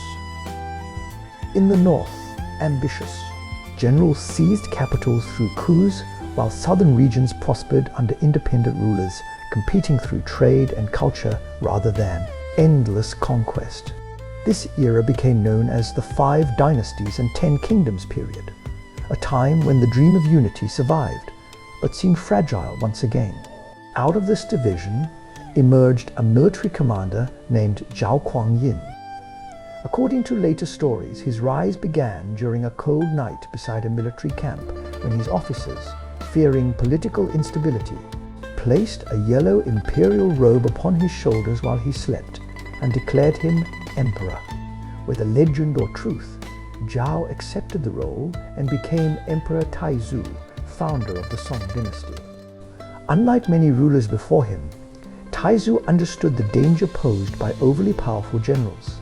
The Tang dynasty had nearly been destroyed by military governors, and Taizu intended to prevent such threats from rising again. One famous tale described how he invited leading commanders to a banquet filled with wine and music. During the feast, he gently persuaded them to retire from military life with honors and estates rather than risk eventual execution through suspicion. By weakening military aristocrats and strengthening civilian bureaucracy, the Song rulers created a government dominated more by scholars than warriors. The Song dynasty reunified much of China, though not all territories once controlled by Tang emperors. Powerful rival states remained along northern frontiers, including the Khitan Liao dynasty and later the Tangut Western Xia kingdom. Unable to dominate these enemies militarily, the Song often relied on diplomacy and tribute payments to preserve peace. Yet despite military limitations, the Song era became one of the most economically and technologically advanced periods in world history. Chinese cities expanded enormously. Commerce flourished at levels unseen before. Innovations transformed agriculture, industry, and daily life so profoundly that some historians later compared the Song economy to an early form of industrial revolution. The capital, Kaifeng, stood beside the Grand Canal and became one of the largest and richest cities on earth. Unlike the rigidly controlled wards of Tangchang'an, Song cities bustled with greater commercial freedom. Shops stayed open late into the night, illuminated by lanterns. Street vendors sold noodles, dumplings, roasted meats, sweet pastries, and steaming bowls of soup. Tea houses overflowed with storytellers, musicians, and gamblers. Markets offered silk, ceramics, books, medicines, and exotic imports from distant lands. The population of China soared during this period, partly because of agricultural advances. New strains of fast-ripening rice imported from Southeast Asia allowed multiple harvests each year, especially in southern regions. Rice paddies spread across valleys and terraced hillsides, creating landscapes of shimmering water beneath mist-covered mountains. Southern China now became the economic center of the empire. Cities such as Hangzhou, Suzhou, and Fuzhou prospered through trade and manufacturing. Canals and rivers formed dense transportation networks, carrying grain, textiles, and ceramics across enormous distances. Merchant ships sailed coastal routes and ventured deep into the Indian Ocean, connecting China to Southeast Asia, India, Arabia, and East Africa. Song shipbuilding reached astonishing sophistication. Chinese vessels used watertight compartments, stern-post rudders, and magnetic compasses centuries before such technologies became widespread elsewhere. Sailors navigated monsoon winds carrying porcelain, silk, and lacquerware abroad, while foreign traders brought spices, ivory, and precious stones into Chinese ports. The magnetic compass itself transformed navigation forever. Originally used in forms of divination and geomancy, it eventually guided sailors across open seas even when stars disappeared behind clouds. Combined with improved maps and ship construction, it allowed maritime trade to expand dramatically. Another revolutionary invention spread during the Song era. This was printing. Woodblock printing had existed earlier, but now printing expanded on a massive scale. Entire libraries of Confucian classics, histories, Buddhist scriptures, and practical manuals became more widely available. Literacy increased among educated classes, while scholars prepared obsessively for imperial examinations. The examination system reached extraordinary importance during Song rule. Men from across the empire studied for years, hoping success would bring prestige and government office. Examination halls filled with thousands of candidates writing essays and poetry under strict supervision. Families invested fortunes educating sons because a successful scholar could elevate an entire lineage. Confucian philosophy also evolved during this era into what later became called Neo-Confucianism. Thinkers such as Zhu Xi attempted to combine classical Confucian teachings with Buddhist and Taoist ideas into a deeper philosophical system, exploring morality, human nature, and cosmic order. These ideas would dominate Chinese education and government for centuries. The Song period also witnessed remarkable scientific achievement. Gunpowder, originally developed by Taoist alchemists searching for immortality, began transforming warfare. Early flamethrowers, fire arrows, and explosive bombs appeared on battlefields. Engineers designed sophisticated mechanical clocks powered by water wheels and escapement systems. Advances occurred in mathematics, astronomy, and medicine. One brilliant polymath named Shen Kuo wrote about magnetic compasses, fossil formations, astronomy, and engineering with astonishing insight. He observed how landscapes changed over time and described concepts resembling geological processes centuries before modern science. Daily life during the Song era became increasingly urban and commercially vibrant. Restaurants specialized in regional cuisines. Entertainment districts hosted theaters where actors performed dramas accompanied by music and acrobatics. Wealthy families decorated homes with paintings, carved furniture, and delicate ceramics. Song porcelain became world famous for elegance and refinement. Kilns produced celadon wares with jade-like glazes, pure white ceramics, and finely painted pieces admired across Eurasia. Tea culture also deepened into an art form involving specialized bowls, whisking techniques, and appreciation for subtle flavors. Yet beneath this prosperity lay military vulnerability. To the north, the Khitan Liao dynasty controlled important frontier territories. The Song lacked strong cavalry traditions compared to steppe peoples, and often struggled against mounted armies. Rather than risking catastrophic wars, Song rulers frequently paid tribute in silver and silk to maintain peace. Eventually, a new and even more dangerous power emerged among the Jurchen tribes of Manchuria. Fierce horsemen and hunters accustomed to cold forests and harsh winters, the Jurchens united under strong leadership and overthrew the Liao dynasty. They founded the Jin dynasty and soon turned against the Song. The resulting wars became disasters for northern China. Jurchen cavalry smashed through Song defenses, capturing cities and overwhelming armies weakened by corruption and poor military leadership. In the year 1127, Jin forces captured Kaifeng in an event remembered as the Jinkang incident. The emperor, members of the imperial family, and thousands of nobles, artisans, and women were taken northward as prisoners. Palaces were looted. Treasures vanished into enemy hands. Northern China fell under Jurchen rule while terrified refugees streamed southward. The surviving Song court re-established itself in the south under Emperor Gaozong, beginning the Southern Song dynasty. Though diminished territorially, the Southern Song became economically and culturally dazzling. Hangzhou, the new capital, astonished visitors with its beauty. Marco Polo later described it as one of the finest cities in the world. Hangzhou stood beside the scenic West Lake, surrounded by gardens, bridges, and pagodas, reflected in calm waters. Merchants crowded canals lined with warehouses and shops. Night markets glowed beneath lantern light, while performers entertained crowds with storytelling, shadow plays, and music. Southern Song society became deeply commercialized. Paper money circulated widely because metal coinage proved insufficient for expanding trade. Large-scale iron production rivaled levels not reached in Europe until centuries later. Coal use increased, dramatically fueling industries and urban growth. But military threats remained constant. The Jin dynasty continued pressuring Song borders, while frontier generals defended strategic river lines and mountain passes. Among the greatest Song heroes was Yue Fei. Yue Fei rose from humble origins to become a legendary general celebrated for loyalty and patriotism.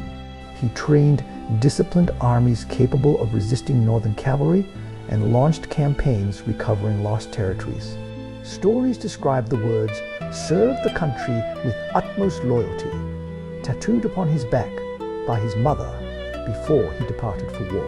Yet political divisions within the Song court undermined him. Some officials feared endless war and sought peace with the Jin dynasty.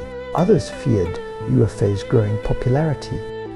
He was eventually arrested and executed under false charges, becoming forever remembered as a tragic hero betrayed by corrupt politicians. Even while Song civilization flourished culturally and economically, another storm gathered far beyond the northern frontiers. Across the vast grasslands of Mongolia, tribal horsemen were uniting under a leader whose conquests would reshape Eurasia from China to Europe. His name was Temujin, later known to the world as Genghis Khan. The age of the Mongols was about to begin. The Mongol storm and the conquest of China. Far beyond the walls, rivers, and cities of China stretched the immense grasslands of Mongolia, where winter winds swept endlessly across open horizons.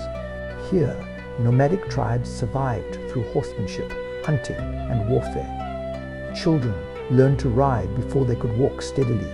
Families lived in felt tents called yurts that could be dismantled and moved across the steppe with the seasons. Herds of horses, sheep, and goats formed the foundation of life, while tribal alliances shifted constantly through marriage, raids, and blood feuds.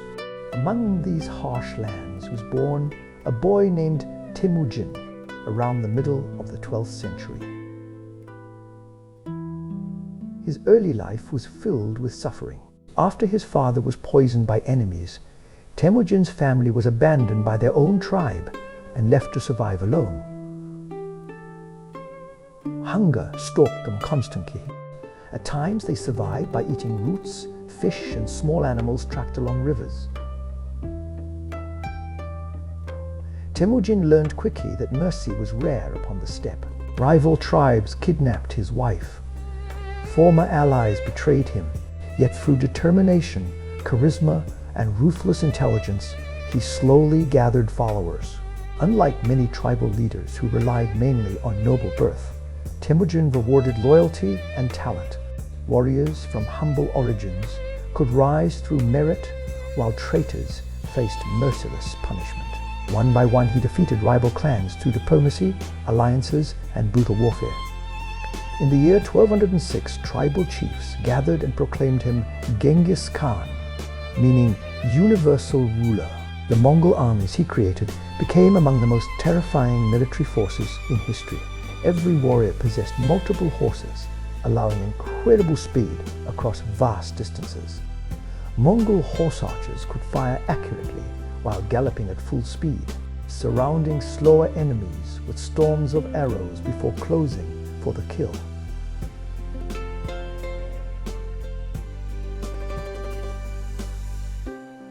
Discipline was absolute. Units were organized into strict decimal systems where commanders controlled groups of 10, 100, 1,000, and 10,000 men. Communication across the Mongol Empire moved with astonishing efficiency through relay stations providing fresh horses for messengers. Intelligence networks gathered information about enemy terrain, politics, and weaknesses before invasions began. Engineers from conquered lands built siege weapons capable of destroying fortified cities once thought impregnable. The Mongols conquered northern China first through campaigns against the Jin Dynasty. Cities that resisted faced annihilation. Mongol armies surrounded fortresses with catapults hurling stones, firebombs, and diseased corpses over walls. Survivors told stories of entire populations slaughtered after prolonged resistance while rivers turned red with blood. Yet Mongol rule also depended upon pragmatism. Skilled artisans, engineers, and administrators were often spared and integrated into the expanding empire. Religious tolerance generally prevailed as long as conquered peoples submitted and paid tribute. Genghis Khan himself never fully conquered all of China before his death during campaigns against the Western Shah kingdom. But his descendants continued the expansion relentlessly. Mongol armies swept across Central Asia, Persia, Russia, and Eastern Europe, leaving devastation on a scale rarely seen before. Within China, the Southern Song dynasty remained wealthy and technologically advanced, but militarily vulnerable. Song commanders defended river systems and fortified cities fiercely, using gunpowder weapons including bombs, rockets, and flamethrowers. Chinese engineers had developed explosive technology far ahead of the rest of the world, and now these inventions became tools of desperate resistance. The Mongols adapted quickly. They recruited Chinese and Central Asian engineers to build massive siege machines capable of destroying Song defenses. Entire forests were cut down to construct fleets for river warfare. Campaigns stretched across decades as the Mongols pushed deeper into southern China. At the center of the final conquest stood Kublai Khan, grandson of Genghis Khan. Unlike many earlier Mongol leaders, Kublai admired aspects of Chinese civilization.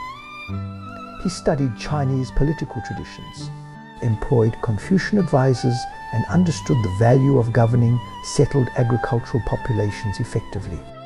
Kublai eventually defeated rival Mongol claimants during civil wars within the empire and established himself as Great Khan. He founded the Yuan dynasty in China and declared a new imperial capital at Dadu, the city later known as Beijing. The final destruction of the Southern Song became one of the most tragic chapters in Chinese history. Loyalist officials and generals continued resisting long after major cities had fallen. The imperial court fled southward toward the sea, accompanied by child emperors and desperate defenders. In the year 1279, the last major resistance ended at the Battle of Yamen. Song loyalists fought aboard fleets packed with soldiers, officials, and refugees. As Mongol forces closed in, defeat became inevitable. According to tradition, royal officials carried the young emperor into the sea rather than allow capture. Thousands drowned as the Song dynasty vanished beneath the waves. For the first time in history, all of China came under foreign rule. The Yuan dynasty transformed China into part of the vast Mongol world empire, stretching from Korea to Eastern Europe. Trade expanded enormously across Eurasia because Mongol rule created relative stability along routes once plagued by fragmented warfare. Merchants, travelers, and missionaries moved between continents with unprecedented freedom. Among the foreigners who arrived in Yuan China was the Venetian merchant Marco Polo. Though historians debate details of his accounts, his descriptions introduced many Europeans to the wonders of China. He wrote of enormous cities, paper money, postal systems, and the wealth of Kublai Khan's court. The capital Dadu became a magnificent imperial city filled with palaces, gardens, and markets, serving people from across Eurasia. Persian astronomers, Central Asian merchants, Arab administrators, and European travelers mingled with Chinese officials and artisans. The empire became deeply multicultural. Paper money reached extensive use under Mongol administration. Official notes, backed by imperial authority, circulated throughout the economy. To many foreign visitors, the idea seemed astonishing, a government creating money from printed paper rather than precious metal. Yet Mongol rule also created resentment. The Yuan government divided society into ethnic categories, with Mongols at the top, followed by various foreign groups, while northern and southern Chinese occupied lower positions. Many important offices went to foreigners or Mongols rather than native Chinese elites. Heavy taxation burdened peasants, while massive projects consumed labor and resources. Floods of the Yellow River caused devastation. Inflation weakened the economy as paper money lost value. Secret societies and rebel movements spread among suffering populations. Life under Yuan rule varied enormously. In major cities, merchants benefited from expanded trade, while artisans produced luxury goods for wealthy elites. Theatre flourished, with dramatic performances becoming highly popular. Yuan drama explored themes of injustice, corruption, and romance, often reflecting tensions within society. In the countryside, many peasants endured poverty and instability. Bandits preyed upon villages, while natural disasters deepened misery. Yet agriculture continued, supporting one of the world's largest populations. Rice paddies in the south produced abundant harvests, while northern wheat fields stretched across plains scarred by earlier wars. Military life under the Mongols remained heavily influenced by steppe traditions. Horse archery retained central importance. Mongol nobles hunted with enormous organized expeditions resembling military maneuvers. At court, wrestlers, falconers, and cavalry games displayed martial culture inherited from the grasslands. Kublai Khan attempted further expansion beyond China. Mongol invasions targeted Japan, Vietnam, Burma, and Java. The invasions of Japan became legendary because massive fleets were destroyed, partly by powerful storms later remembered as kamikaze or divine winds. Japanese samurai fought fiercely along beaches and fortifications, while typhoons shattered Mongol ships. Campaigns in Southeast Asia also proved costly. Dense jungles, tropical diseases, and determined resistance exhausted Mongol armies accustomed to open grasslands. Despite military strength, the empire could not conquer every land it desired. As decades passed, the Yuan dynasty weakened through factional struggles, corruption, and economic crisis. Mongol rulers became increasingly isolated from the Chinese population while rebellions spread. Among the rebel movements, one gained extraordinary momentum. It emerged from secret religious groups promising salvation and renewal amid chaos. A poor peasant monk named Zhu Yuanzhang joined this movement after losing much of his family during famine and plague. Zhu Yuanzhang possessed fierce intelligence and relentless determination. Rising through rebel ranks, he proved both a capable commander and shrewd politician. One by one, rival warlords were defeated as his armies advanced across China. In 1368, Zhu Yuanzhang captured the Yuan capital. The Mongol court fled northward into the steppe, while he proclaimed the founding of a new dynasty, the Ming. The age of Mongol rule in China had ended, but its impact would never disappear. The Yuan connected China more deeply to the wider world than ever before. Trade, technology, and ideas crossed continents beneath Mongol authority. Yet Chinese memory often remembered the period as one of humiliation under foreign domination, a lesson future rulers would never forget. Now a new emperor prepared to rebuild China under native rule once more. He would govern with suspicion, discipline, and enormous ambition, creating one of the most powerful dynasties in Chinese history, the Ming Dynasty and the restoration of Chinese rule. Zhu Yuanzhang had begun life in crushing poverty. He was born into a peasant family in a rural village where drought, famine, and disease haunted everyday existence. His parents struggled simply to survive, and when plague swept through the countryside, much of his family perished. Desperate and alone, the young Zhu wandered from place to place begging for food before entering a Buddhist monastery. Even there, suffering followed him. The monastery itself became impoverished, and Zhu spent years traveling across northern China as a wandering monk.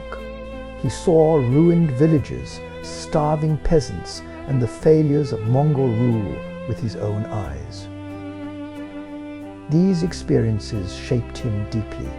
He never forgot hunger, humiliation, or fear. When rebellion erupted against the Yuan dynasty, Zhu joined the Red Turban movement, a massive uprising blending political resistance with religious prophecy.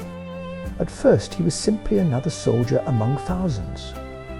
But his intelligence, discipline, and ruthless determination quickly elevated him. He formed alliances through marriage and diplomacy while steadily expanding his military strength.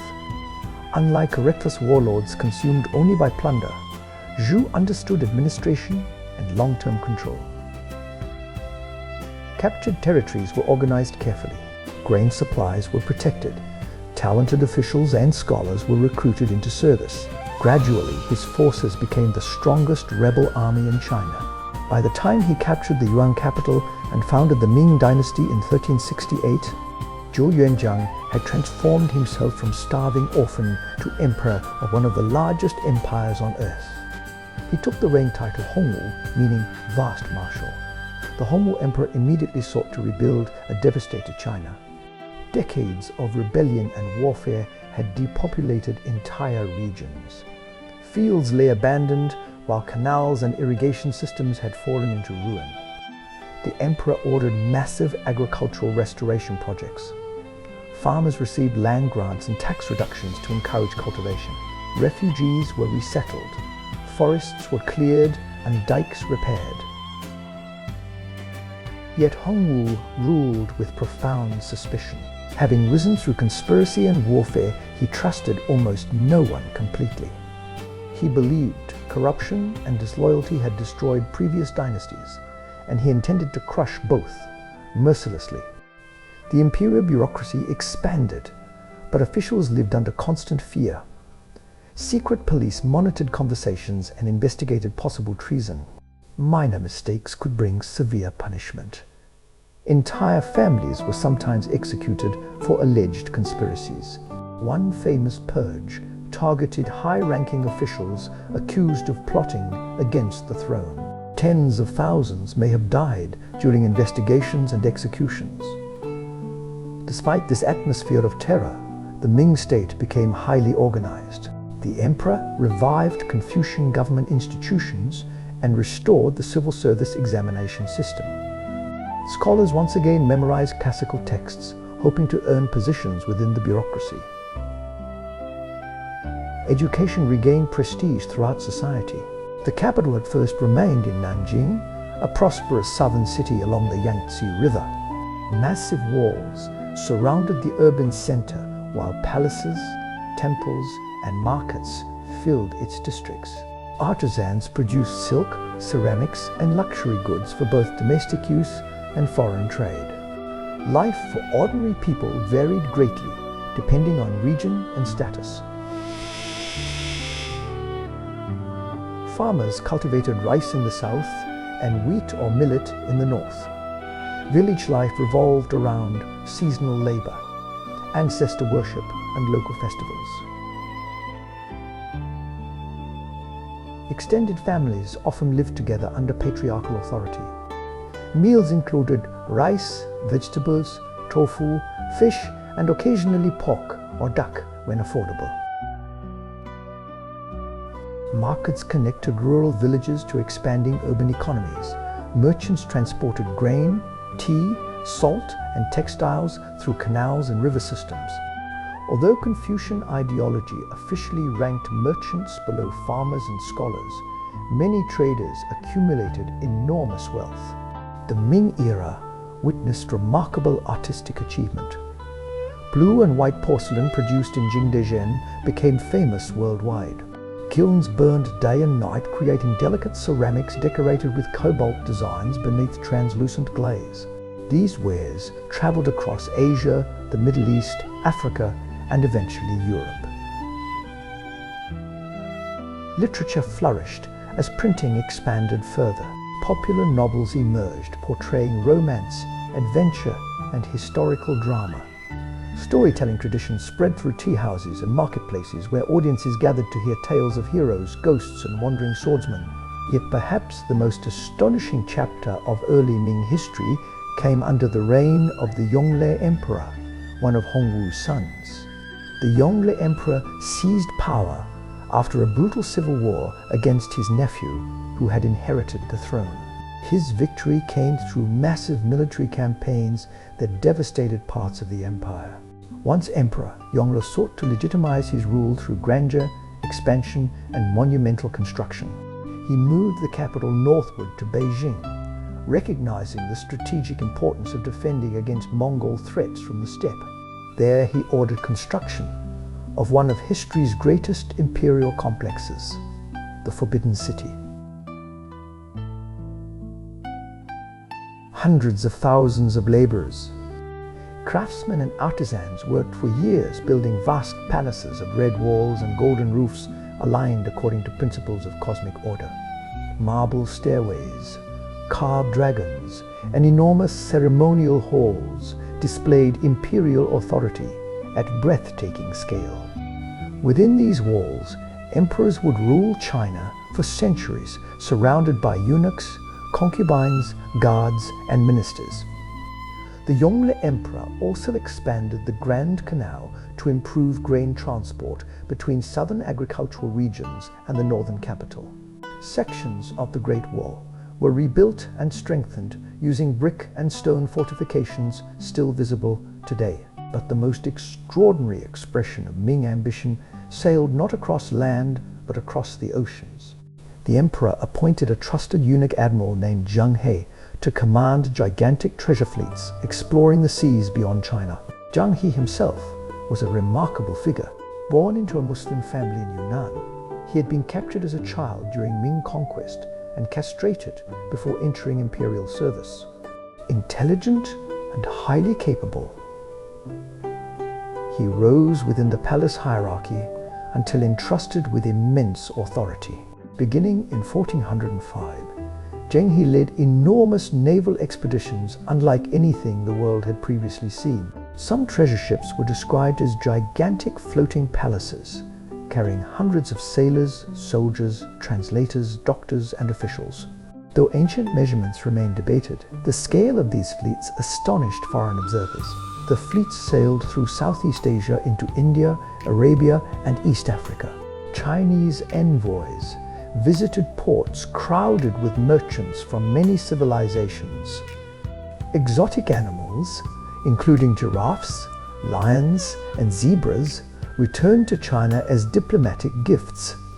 Local rulers offered tribute while receiving silk, porcelain, and imperial recognition in return. In the bustling ports of Calicut and Hormuz, Chinese sailors encountered Muslim merchants. Hindu kingdoms and African trading cities connected through the Indian Ocean world. Zheng He's voyages demonstrated the immense wealth and organizational power of Ming China at its height.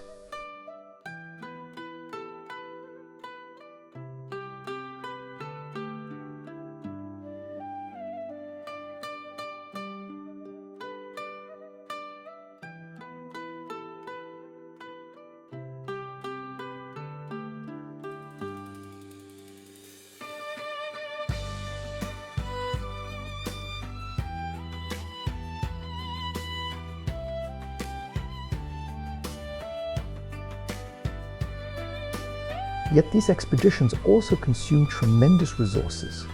After the Yongle Emperor's death, later officials questioned their value. Confucian scholars often viewed merchants and maritime adventures with suspicion, believing agriculture and internal stability mattered more than overseas influence. Gradually, the voyages ceased. Shipyards declined. Some records were neglected or destroyed. Historians would later wonder how world history might have changed if China had continued large-scale maritime expansion before European empires rose across the oceans. Meanwhile, threats from the north persisted. Mongol tribes remained dangerous despite the fall of the Yuan dynasty. Ming armies launched repeated campaigns into the steppe, while frontier fortresses guarded strategic passes. The Great Wall evolved into a massive defensive system with watchtowers, signal fires, and garrisons stretching across mountains and deserts. Military life along the frontier was harsh. Soldiers endured freezing winters, dust storms, and constant vigilance against raids. Garrisons often farmed their own food while maintaining horses and weapons. Beacon towers transmitted warnings through smoke by day and fire by night, allowing rapid communication across vast distances. The Ming period also saw growing social tensions. Wealth concentrated increasingly among powerful landowners and merchant families, while many peasants struggled under taxation and debt. Eunuchs within the palace gained political influence, often competing with Confucian officials for control over the emperor. One of the most famous eunuchs was Wei Zhongxiang, who dominated the late Ming court through fear, patronage, and secret police networks. Officials who opposed him risked imprisonment, torture, or death. Corruption spread, while factional conflict weakened government effectiveness. Natural disasters worsened instability. The 17th century brought colder temperatures associated with the Little Ice Age. Crop failures, floods, and famines devastated many regions. Desperate peasants joined rebellions led by charismatic bandit chiefs. Among these rebel leaders was Li Zicheng, a former postal worker driven into outlawry by economic collapse. His army swept through northern China, promising relief from taxes and oppression. In 1644, Li Zicheng captured Beijing. The last Ming emperor, Chongzhen, faced total collapse. Betrayed by fading armies and abandoned by many officials, he climbed a hill behind the Forbidden City. There, according to tradition, he hanged himself from a tree after killing or ordering the deaths of some palace women to spare them capture. The Ming Dynasty had fallen. Yet the conquerors who would seize China next did not come from Li Zicheng's rebels alone. Beyond the Great Wall, another power had been rising patiently among the forests and plains of Manchuria.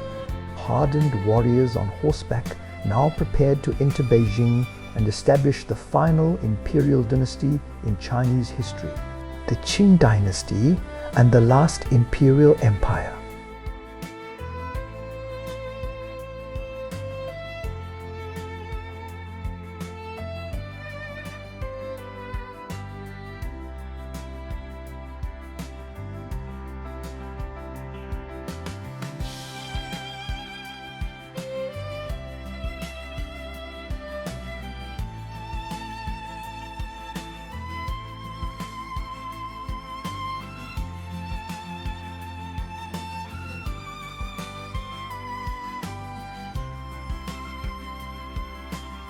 rivers and plains of Manchuria where Jurchen peoples had long lived in tribal confederations.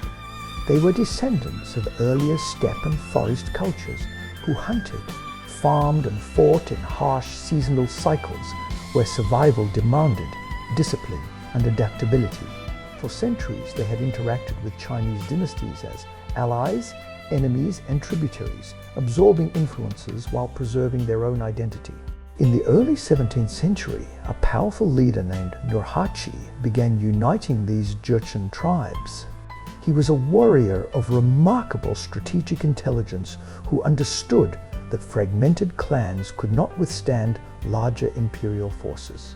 Through warfare, diplomacy and marriage alliances, he consolidated control over Manchurian territory and created a new political structure known as the Eight Banners System. This system organized society into military and administrative units that bound families directly to the state, creating a disciplined society ready for expansion. Nurhaci openly challenged the Ming dynasty and declared grievances against its officials. His forces captured forts and border towns while strengthening their military organization. After his death, his successors continued his vision. His son Hong Taiji renamed the Jurchens as the Manchus and formally established the Qing dynasty, adopting imperial structures modeled on Chinese governance while maintaining Manchu identity. Meanwhile, Ming China was collapsing under internal rebellion and economic crisis. When Yi Zicheng's rebel forces captured Beijing in 1644, the Ming dynasty effectively ended. But the vacuum of power did not belong to the rebels for long. At the northern frontier stood Ming General Wu Sangui, commanding forces tasked with defending the Great Wall. When he learned that Beijing had fallen and his family was in danger, he faced an impossible decision. Rebel armies controlled the capital, but beyond the wall, the Manchus waited with disciplined cavalry and ambitions of conquest. In a moment that would reshape Chinese history, Wu Sangui opened the gates of Shanhai Pass and allowed Manchu armies into China. Together they defeated Li Zicheng's rebels, who fled westward and disappeared from history. The Manchus then turned inward and seized Beijing, declaring the beginning of Qing rule over China. The early Qing emperors understood that ruling China required both military dominance and cultural legitimacy. They preserved Confucian institutions, continued the civil service examinations, and employed Chinese scholar officials within the bureaucracy. At the same time, they enforced Manchu customs among their own people, including distinctive hairstyles where men shaved the front of the head and wore long braided queues as a symbol of loyalty. Resistance to Qing rule existed, especially among Ming loyalists in southern China. Some scholars refused to serve the new dynasty and chose exile or death. Coastal regions saw prolonged resistance led by figures such as Koxinga, who expelled Dutch colonial forces from Taiwan and established a loyalist base there before Qing forces eventually incorporated the island. Over time, however, the Qing dynasty stabilized and expanded into the most territorially extensive empire in Chinese history. Under emperors such as Kangxi, Yongzheng, and Qianlong, China experienced long periods of relative peace, administrative efficiency, and economic growth. The Kangxi emperor, who ruled for over 6 decades, became one of the most admired rulers in Chinese history. He suppressed internal rebellions, including the powerful revolt of the Three Feudatories, and secured borders against external threats such as the Dunga Mongols. Kangxi also engaged with Western science introduced by Jesuit missionaries who brought knowledge of astronomy, mathematics, and cartography to the imperial court. The Qing Empire expanded deep into Central Asia, incorporating Xinjiang after prolonged military campaigns. Tibet came under Qing influence through complex arrangements involving local rulers and imperial oversight. Mongolia remained under Qing control through a combination of alliances and military authority. At its height, The Qing Empire ruled vast and diverse territories spanning mountains, deserts, steppes, and fertile plains. Everyday life during this period varied widely across the empire. In the fertile Yangtze Delta, farmers cultivated rice intensively using sophisticated irrigation systems. In northern regions, wheat and millet remained staple crops. Tea, cotton, and sugarcane expanded as commercial agriculture grew. Rural households often lived in extended family compounds with ancestral halls honoring lineage traditions. Cities flourished as centers of commerce and culture. Beijing served as the political capital filled with palaces, government offices, temples, and bustling markets. Canton, later known as Guangzhou, became a major port for foreign trade, where merchants from Europe, Southeast Asia, and India gathered under strict imperial regulation. Art, literature, and philosophy continued to thrive.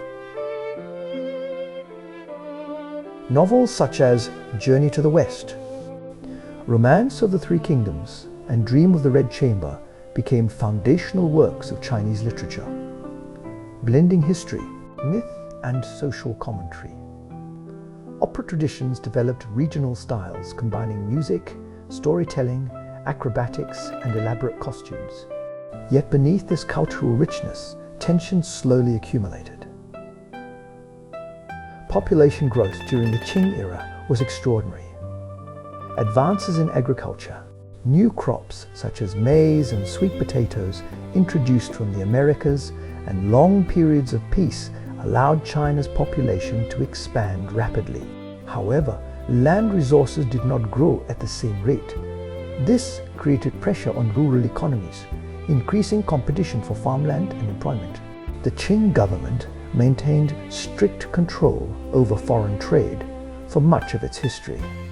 European merchants were largely restricted to designated ports under systems designed to limit foreign influence. For a time, this system maintained stability, but it also limited technological exchange compared to rapidly industrializing Europe.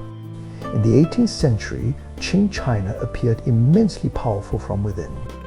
The Qianlong Emperor presided over a vast and wealthy empire, commissioning encyclopedias, supporting arts, and expanding territorial control. He received foreign envoys, but maintained the belief that China remained self-sufficient and central to world civilization. However, global dynamics were shifting beyond China's borders. In Europe, the Industrial Revolution was transforming production, transportation, and military power. Steam engines, mechanized factories, and advanced naval technologies created states with unprecedented industrial capacity. European powers expanded overseas empires across Asia, Africa, and the Americas.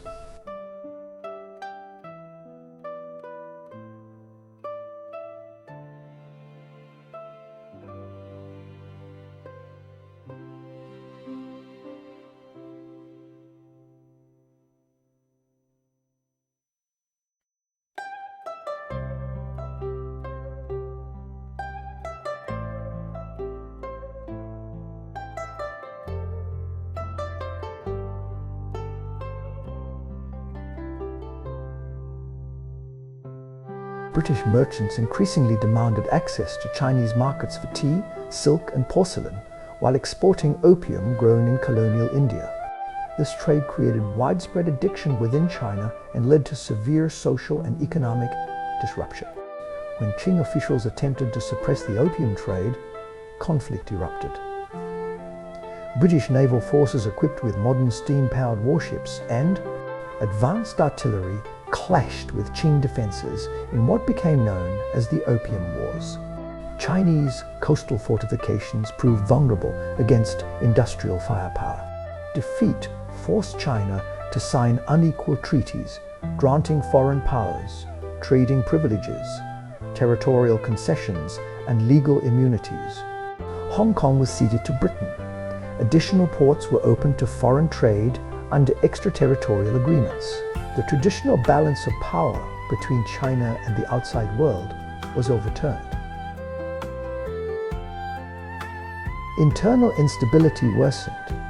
The most devastating uprising in Chinese history erupted in the mid-19th century, led by Qing, a failed examination candidate who believed himself to be the younger brother of Jesus Christ. He founded the Taiping Heavenly Kingdom and launched a massive rebellion against Qing rule. The Taiping Rebellion spread across southern China, capturing major cities and establishing an alternative state with radical religious and social reforms. Entire regions descended into brutal warfare between Taiping forces, Qing armies, and local militias. Estimates of the dead reach into tens of millions, making it one of the deadliest conflicts in human history. Even after suppressing the Taiping Rebellion with the help of regional armies, the Qing dynasty was deeply weakened. Western powers continued expanding influence through spheres of control. Japan, once influenced by Chinese civilization, modernized rapidly and emerged as a new industrial power. In 1894, war broke out between China and Japan over influence in Korea. The Qing Navy suffered a decisive defeat. Taiwan was ceded to Japan, and Chinese prestige declined further. By the early 20th century, reformers and revolutionaries within China sought radical change. Some attempted to modernize the imperial system. Others believed the entire monarchy must be abolished. Secret societies, intellectual movements, and revolutionary groups spread across cities and universities. In 1911, the Xinhai Revolution erupted.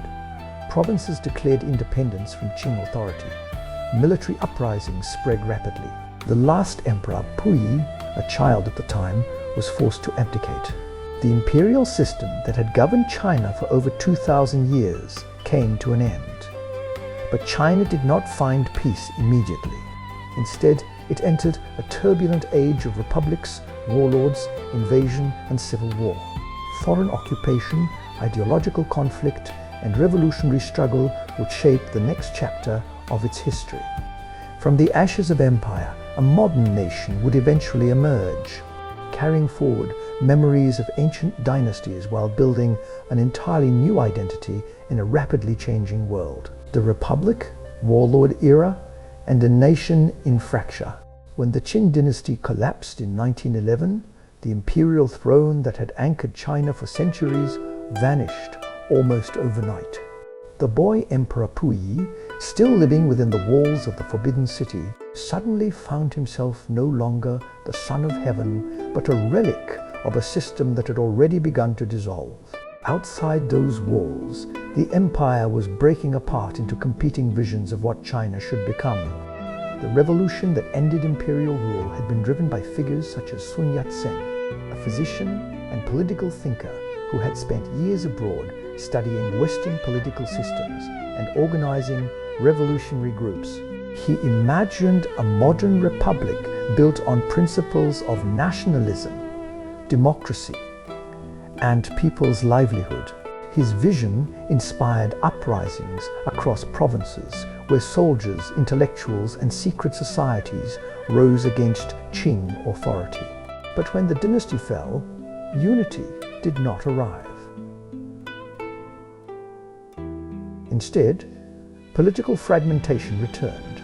Sun Yat-sen became the provisional president of the new Republic of China, but real power quickly shifted to military commanders.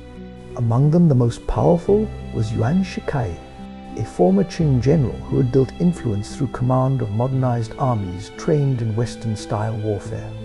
Yuan negotiated the abdication of the emperor and assumed leadership of the new republic, but his ambitions extended far beyond republican ideals. In 1915, Yuan Shikai attempted to declare himself emperor, hoping to restore a monarchy under his own rule. The attempt failed almost immediately. Provinces rejected his authority, rebellions erupted, and even his closest supporters abandoned him. Within a year, he died, leaving behind a fractured state and a vacuum of power that no central government could fill. What followed became known as the Warlord era. Across China, regional military leaders carved the country into personal domains. Railways, cities, provinces, and entire regions came under the control of competing generals who maintained private armies and collected taxes independently. Alliances shifted constantly. Betrayal was routine. Battles erupted not only between provinces but within them as subordinates turned against their commanders. In the north, powerful cliques such as the Zhili, Fengtian, and Anhui factions competed for dominance over Beijing. In the south, revolutionary governments struggled to maintain authority while local strongmen asserted independence. The Republic existed in name, but in reality, China resembled a mosaic of militarized territories. For ordinary people, life during this era was unstable and often brutal. Farmers were forced to supply grain or labor to whichever warlord controlled their region. Conscription was common, and armies often lived off the land, stripping villages of resources. Trade routes became dangerous. Banditry increased. Famine struck vulnerable regions weakened by years of conflict. Cities offered relative safety but were still affected by political chaos. In Shanghai, however, something different was happening. The city emerged as a cosmopolitan hub of commerce, foreign influence, and cultural experimentation. Western architecture stood alongside traditional Chinese buildings. Jazz music, cinemas, and modern fashion spread through urban districts. Wealthy elites and foreign concessions created a sharply divided society where modern industry coexisted with deep poverty. Meanwhile, intellectual life in China underwent profound transformation. The May 4th movement erupted in 1919. After the Treaty of Versailles transferred German concessions in China to Japan rather than returning them to Chinese control.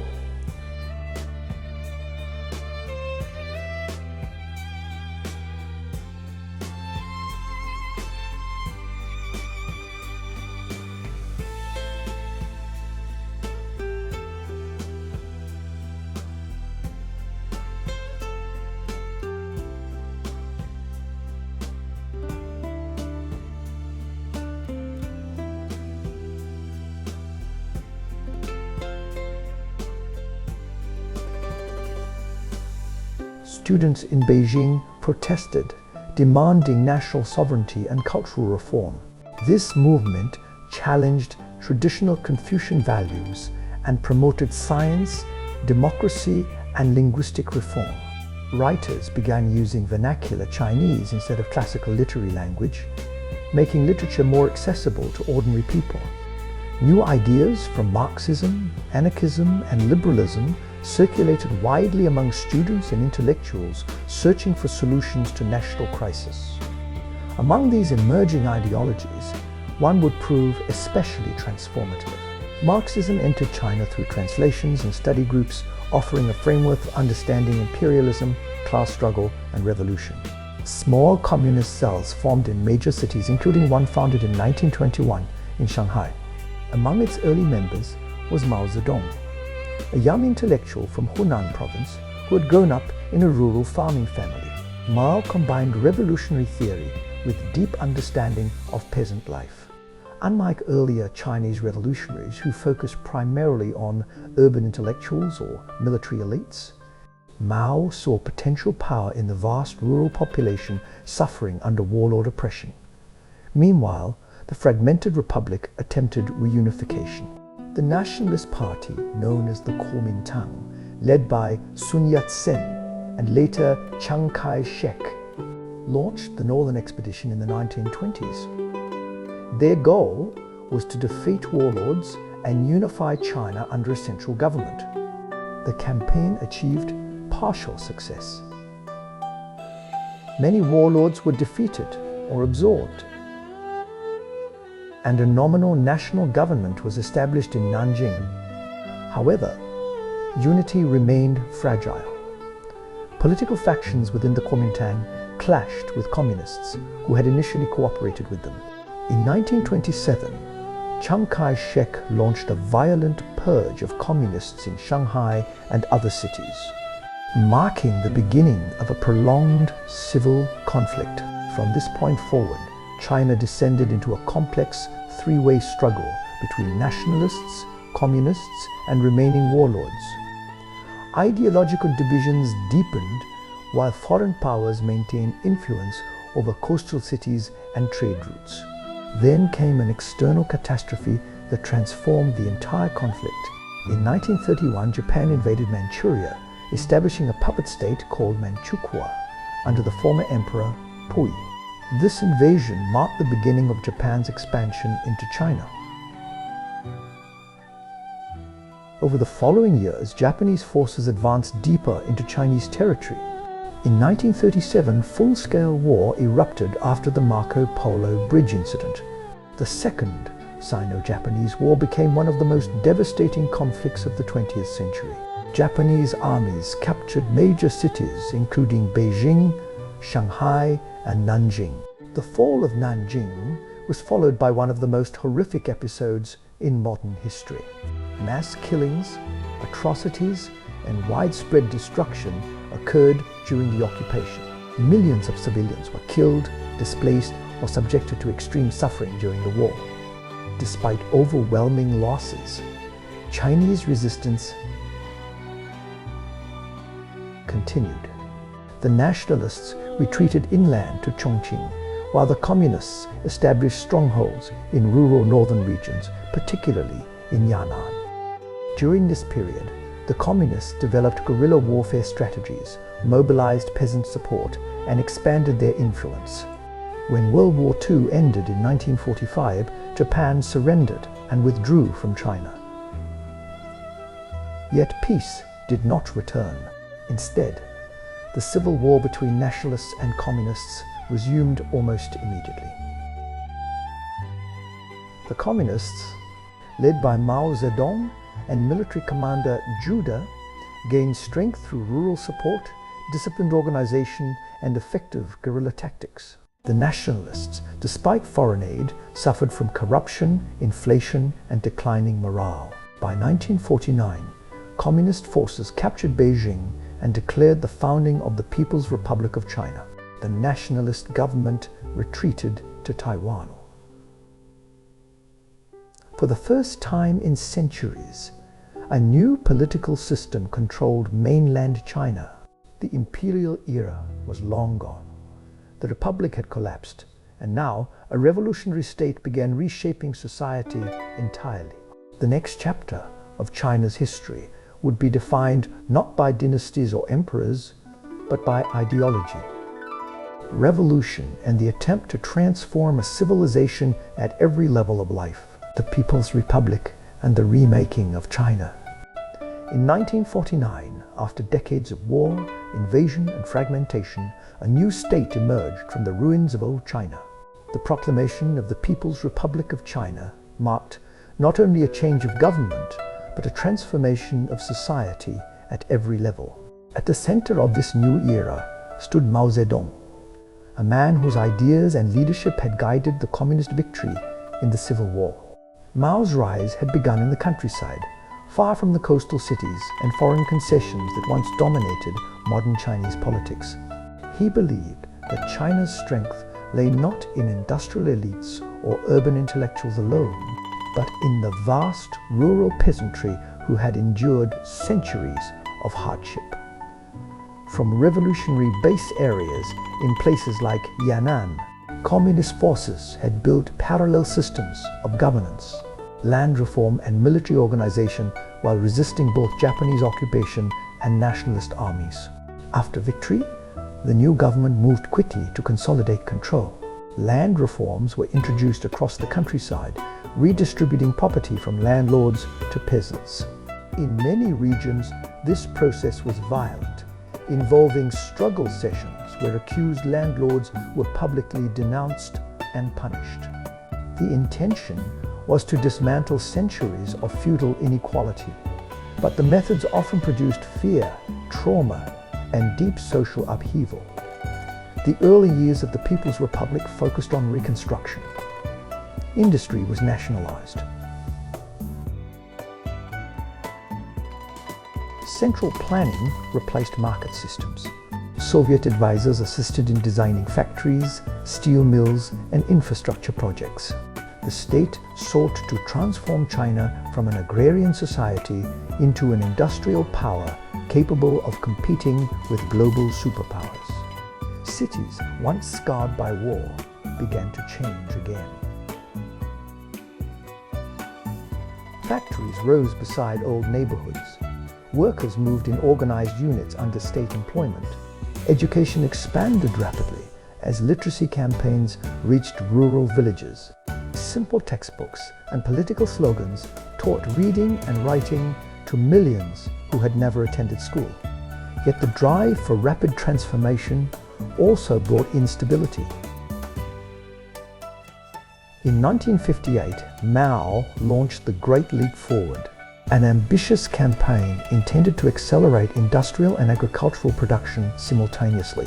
Rural populations were organized into large communes, where private farming was replaced by collective labor. Backyard furnaces were built in villages to produce steel in improvised conditions. At the same time, agricultural policies pushed for increased grain output through intensified cultivation methods. Local officials, under pressure to report success, often exaggerated production figures. This led to unrealistic state procurement quotas, leaving villages with insufficient food supplies.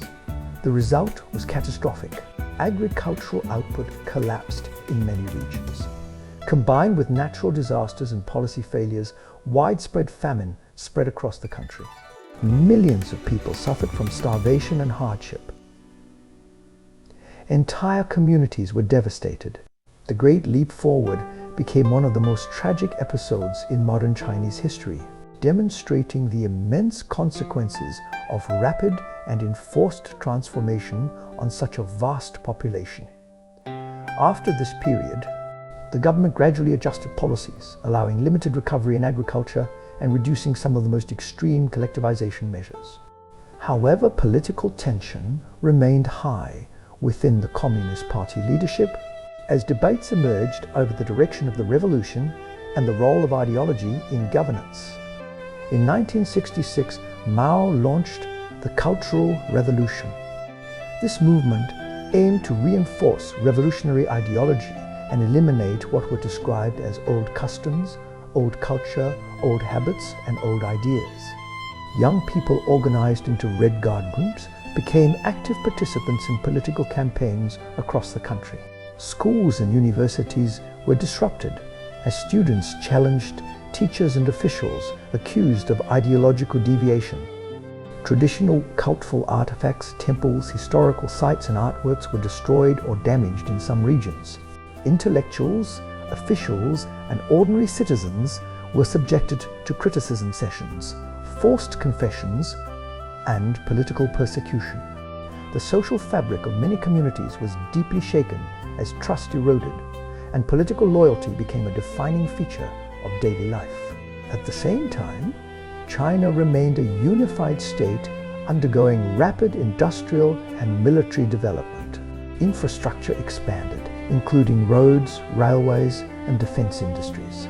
Scientific and technological programs continued in areas such as nuclear research, culminating in China's development of atomic capabilities during the 1960s. Foreign relations also shifted dramatically. Initially isolated from many Western countries, China gradually re-entered global diplomacy. A significant turning point occurred in the early 1970s when diplomatic relations with the United States began to open, changing the strategic balance of the Cold War era. Following Mao's death in 1976, a new phase of leadership emerged. Power struggles within the Communist Party eventually led to the rise of Deng Xiaoping, a pragmatic reformer who had survived earlier political purges. Deng argued that ideological rigidity had hindered China's development and that economic modernization was essential for national strength. Under Deng's leadership, China embarked on sweeping economic reforms beginning in 1978. Agricultural communes were dismantled in favor of household responsibility systems that allowed farmers to manage production more independently. Special economic zones were established in coastal regions such as Shenzhen, Zhuhai, and Xiamen, attracting foreign investment and encouraging export-oriented manufacturing. Shenzhen in particular transformed from a small fishing village into a rapidly growing industrial metropolis within decades. Factories producing electronics, textiles, and consumer goods employed millions of workers migrating from rural areas. Urbanization accelerated at an unprecedented pace. Private enterprise gradually expanded alongside state-owned industries. Markets re-emerged in controlled forms. Foreign companies entered joint ventures with Chinese partners. Infrastructure development intensified with new highways, ports, and later high-speed rail networks connecting major cities across vast distances. Education and scientific research were strongly emphasized. Universities expanded, and technical training programs supported industrial modernization. Chinese engineers and scientists increasingly engaged with global research networks. Yet rapid transformation also created new tensions. Income inequality grew between coastal and inland regions. Environmental pollution increased due to heavy industrialization.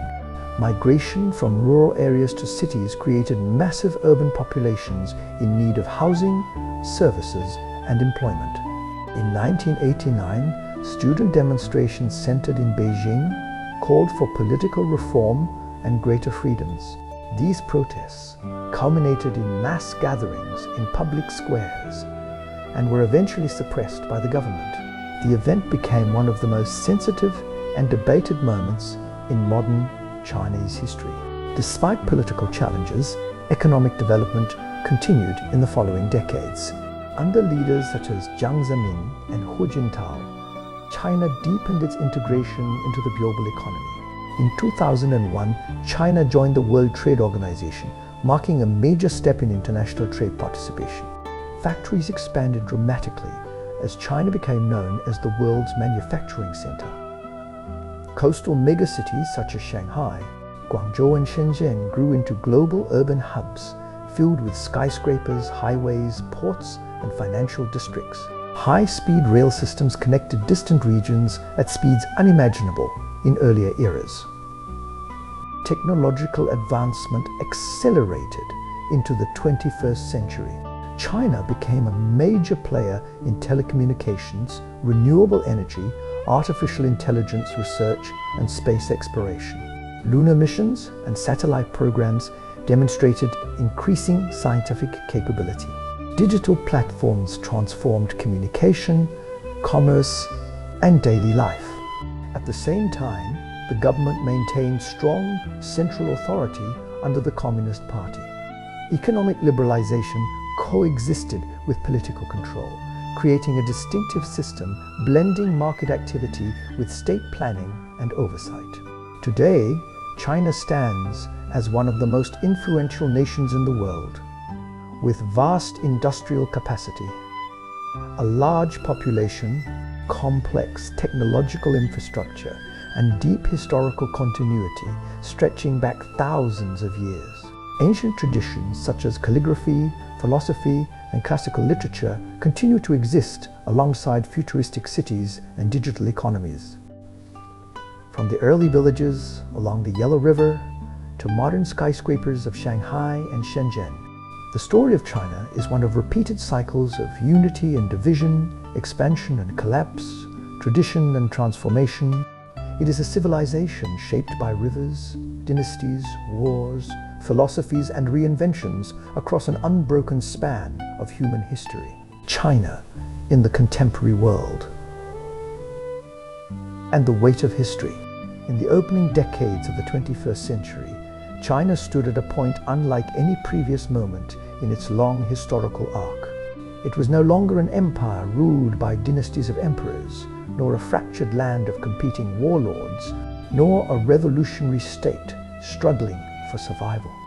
It had become a modern civilization shaped by ancient memory and rapid transformation at the same time, carrying within it the echoes of every era that had come before. The cities themselves told this story without words. In Beijing, the Forbidden City still stood at the center of the capital, its red walls and golden roofs preserved as a reminder of imperial authority that once claimed to rule all under heaven. Yet surrounding it rose highways, office towers, and crowded subway lines carrying millions of people through a city that no longer bowed to emperors, but to the rhythms of modern urban life. In Shanghai, glass skyscrapers reflected the waters of the Huangpu River, where once colonial ports and trading houses had dominated the shoreline. The city had become a global financial center, its skyline symbolizing economic ambition on a scale unimaginable in earlier centuries. Yet beneath the modern streets, layers of history remained, from treaty port districts of the 19th century to older neighborhoods shaped by Ming and Qing urban design. In Shenzhen, transformation was even more dramatic. Within a few decades, it had evolved from rural villages into a vast metropolis of technology firms, factories, and innovation centers. It became a symbol of China's rapid industrialization, where migration from rural provinces fueled continuous expansion and where new industries emerged at extraordinary speed. Across the country, high-speed rail lines stretched like veins of steel connecting ancient capitals, coastal megacities, and inland provinces. Journeys that once took days or weeks across mountains and rivers could now be completed in hours. This network reshaped economic geography, allowing labor, goods, and ideas to circulate with unprecedented efficiency. Yet beneath this modern surface, older patterns still persisted in subtle forms. The relationship between central authority and local administration continued to reflect patterns seen in imperial times. The importance of education as a path to advancement echoed the ancient civil service examinations. Even the cultural reverence for historical continuity shaped how modernization was interpreted and managed. China's engagement with the wider world also entered a new phase. Trade networks expanded globally as Chinese manufacturing became deeply integrated into international supply chains. Goods produced in factories across Guangdong, Jiangsu, and Zhejiang traveled to every continent. At the same time, China imported energy resources, raw materials, and advanced technologies to sustain its growth. Technological development became one of the defining features of the era. Telecommunications infrastructure expanded rapidly, enabling digital connectivity across both cities and rural regions. Mobile payment systems transformed daily transactions, reducing reliance on physical currency in many urban environments. Artificial intelligence, robotics, and advanced manufacturing systems became central to industrial policy and economic planning. In space exploration, China developed its own programs for satellite deployment, lunar exploration, and space station construction. These achievements reflected a long-term investment in scientific capability and national prestige, continuing a historical pattern in which major dynasties demonstrated power through monumental projects, whether they were canals, walls, fleets, or now spacecraft. Culturally, China experienced both revival and reinvention. Classical traditions such as poetry, calligraphy, painting, and philosophy continued to be studied and appreciated. At the same time, contemporary art, cinema, literature, and digital media explored modern identities shaped by urbanization, migration, and global interaction. Younger generations navigated between inherited traditions and rapidly changing lifestyles. The rural landscape also remained an essential part of China's story. Despite massive urban migration, hundreds of millions of people still lived in countryside regions where agriculture, seasonal cycles, and local customs structured daily life. Villages connected to cities through roads and digital networks, but differences in opportunity and development remained visible between regions. Throughout this period, China's leadership emphasized stability, economic development, and long-term planning. Large-scale infrastructure projects continued, including bridges spanning vast rivers, tunnels through mountain ranges, and energy networks supplying growing urban populations. Environmental challenges became increasingly important as industrial expansion required balancing economic growth with ecological sustainability. Rivers that had once defined ancient civilization now carry both symbolic and practical significance in modern planning. The Yangtze and Yellow River basins remain central to agriculture, hydropower, and transportation. At the same time, environmental protection efforts sought to restore ecosystems affected by centuries of development and recent industrialization. In global affairs, China emerged as a major participant in international institutions, trade systems, and diplomatic negotiations. Its influence extended across Asia, Africa, Europe, and Latin America through investment, infrastructure development, and trade partnerships. Maritime routes once traveled by Zhang. His treasure fleets were now part of global shipping lanes carrying container ships instead of wooden vessels. Yet even as China engaged with the modern world, historical memory remained deeply present. The legacy of dynasties, revolutions, and reforms continued to shape cultural identity and political consciousness. The idea of unity, long central to Chinese civilization since the Qing unification, remained a powerful concept in both historical interpretation and modern governance. The memory of past suffering also remained significant. Periods of fragmentation, invasion, and internal collapse were not distant abstractions, but deeply embedded chapters of collective historical awareness. From the chaos of the Three Kingdoms to the devastation of the Mongol invasions, from the fall of the Ming to the struggles of the 20th century, these experiences formed a long narrative of resilience and reconstruction. In this sense, modern China did not exist apart from its history, but as a continuation of it. The patterns of unification after division, reform after crisis, and expansion after recovery continued to echo across centuries. Even as technology, politics, and society changed dramatically, the underlying story remained one of adaptation across time. Standing at the center of this long arc, China in the present era represents not a final form, but another stage in an ongoing process. Its history stretches backward into mythological antiquity along the Yellow River and forward into an uncertain future shaped by global interconnection, technological transformation, and environmental challenge. And so the story does not end in completion, but continues as it always has, carried forward by the same rivers, the same lands, and the same enduring civilization that has reshaped itself again and again across thousands of years. The echoes of antiquity and the future, unwritten. In the present age, China stands not as a conclusion of history, but as a continuation of an unfolding narrative that began along riverbanks thousands of years ago. The Yellow River still winds through northern plains where early farmers once shaped the first grains of civilization. The Yangtze still flows through mountains and cities that have witnessed empires rise and fall like tides against stone.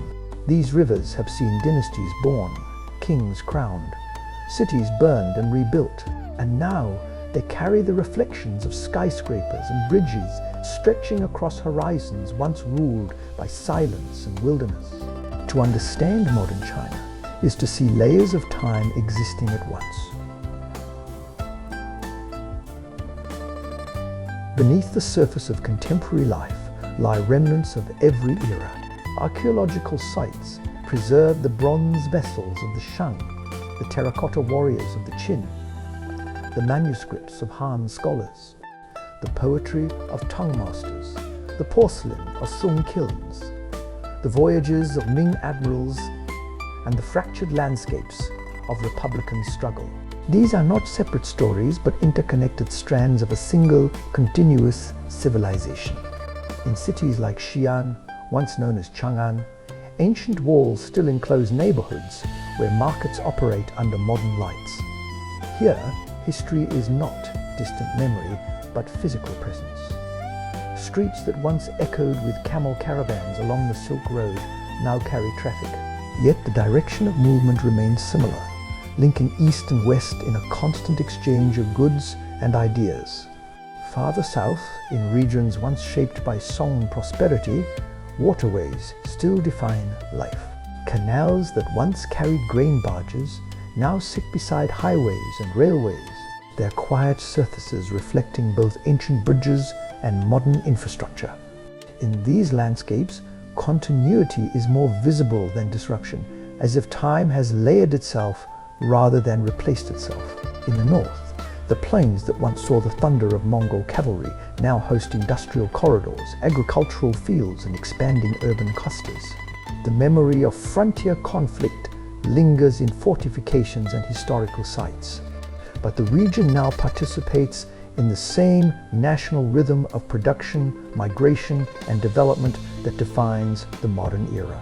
Across all regions, education remains a central pillar of society, echoing ancient traditions where learning determines social mobility.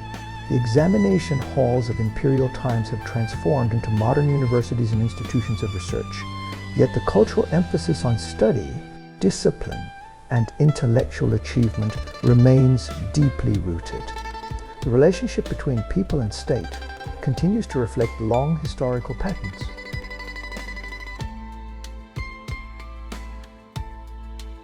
Central authority, once embodied by emperors who claimed the mandate of heaven, is now expressed through modern governance structures, planning systems, and administrative institutions. The language has changed, but the underlying concern with unity, stability, and continuity remains a recognizable thread stretching back through millennia. At the same time, the world surrounding China is no longer one of isolated kingdoms or distant empires, but a densely connected global system. Trade, communication, and technology bind continents together in ways unimaginable during earlier dynasties. Yet even within this global network, China's historical experience of adaptation to external forces continues to shape how it engages with the wider world. The memory of foreign encounters stretches back centuries. From Silk Road caravans carrying goods across deserts to Mongol-era exchanges spanning Eurasia, from Ming maritime voyages reaching distant coasts to 19th century conflicts with industrial powers, China's history has repeatedly involved contact, tension, and exchange with external civilizations. These experiences form a long background to present-day global interaction. Technological transformation in the modern era represents one of the most rapid changes in the entire historical arc. Digital communication systems connect billions of people instantaneously. Artificial intelligence processes vast amounts of information. Automated manufacturing reshapes industrial production. Renewable energy systems expand across landscapes once powered only by traditional means. Each of these developments represents a new layer added to a civilization already defined by adaptation and innovation. Yet even as technology accelerates, cultural memory remains anchored in older forms of expression. Classical literature continues to be read and studied. Traditional music, painting, and calligraphy remain active art forms. Festivals tied to lunar cycles and agricultural seasons continue to mark time for millions of people. The coexistence of ancient rhythm and modern speed creates a unique temporal landscape. In rural areas, life still follows cycles of planting and harvest shaped by geography and climate. Migration between countryside and city continues to define demographic patterns, echoing earlier movements of population during times of war, famine, and economic change. Villages connected by roads and digital networks maintain ties to ancestral land and local tradition even as younger generations move toward urban centers.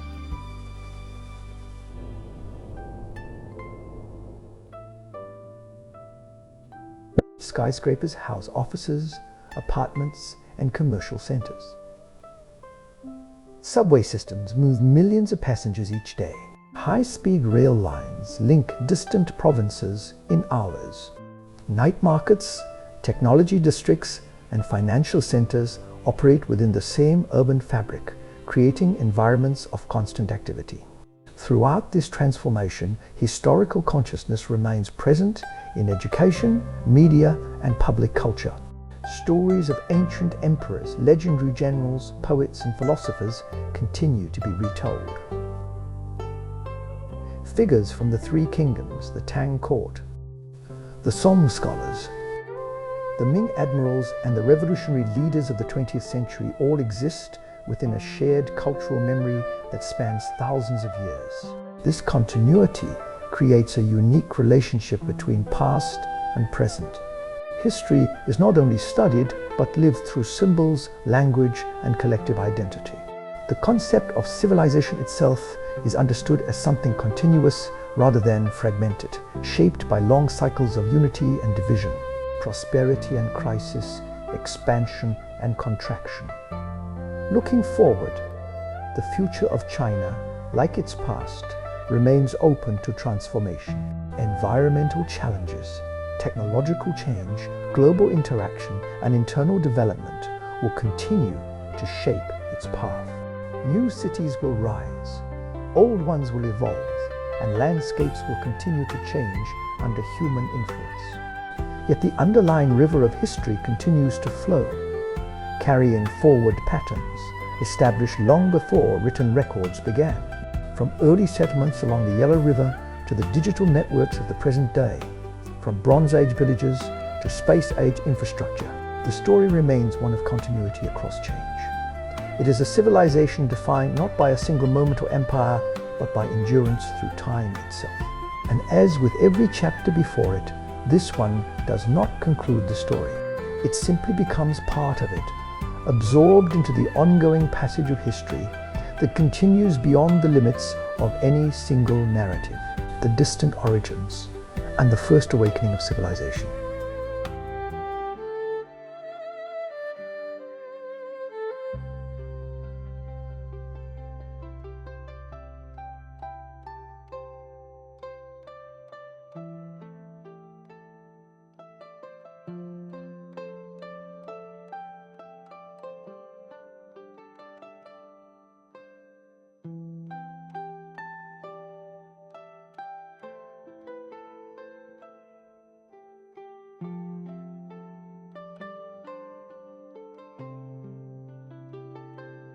There were only scattered communities living along rivers that carved their way through vast, untamed land. The Yellow River in particular shaped both survival and struggle. It flooded unpredictably, shifted its course without warning, and left behind fertile soil that made agriculture possible, but never guaranteed stability. In these early times, human life was bound tightly to cycles of nature. Villages were small clusters of earthen dwellings surrounded by fields of millet and barley. People lived in constant negotiation with weather, water, and soil. They developed early tools made from stone and bone, gradually learning to cultivate crops and domesticate animals. Over generations, these scattered groups formed cultural patterns that would later become the foundation of Chinese civilization.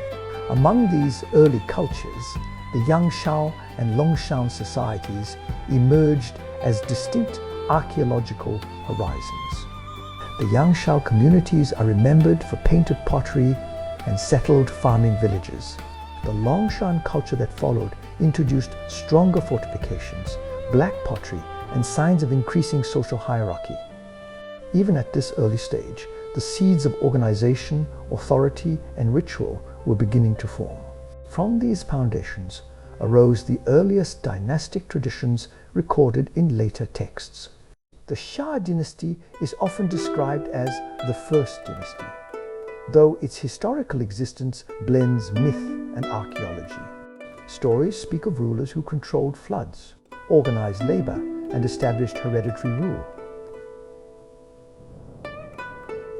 whether fully historical or partially legendary. These narratives reflect the memory of a society transitioning from scattered settlements into structured governance. The Shang dynasty provides the first clearly attested civilization through archaeology. In cities like Anyang, massive palace foundations and royal tombs reveal a society organized around kingship, ritual, and warfare. The Shang kings ruled through divination, interpreting cracks in oracle bones to communicate with ancestors and spirits. These inscriptions, carved into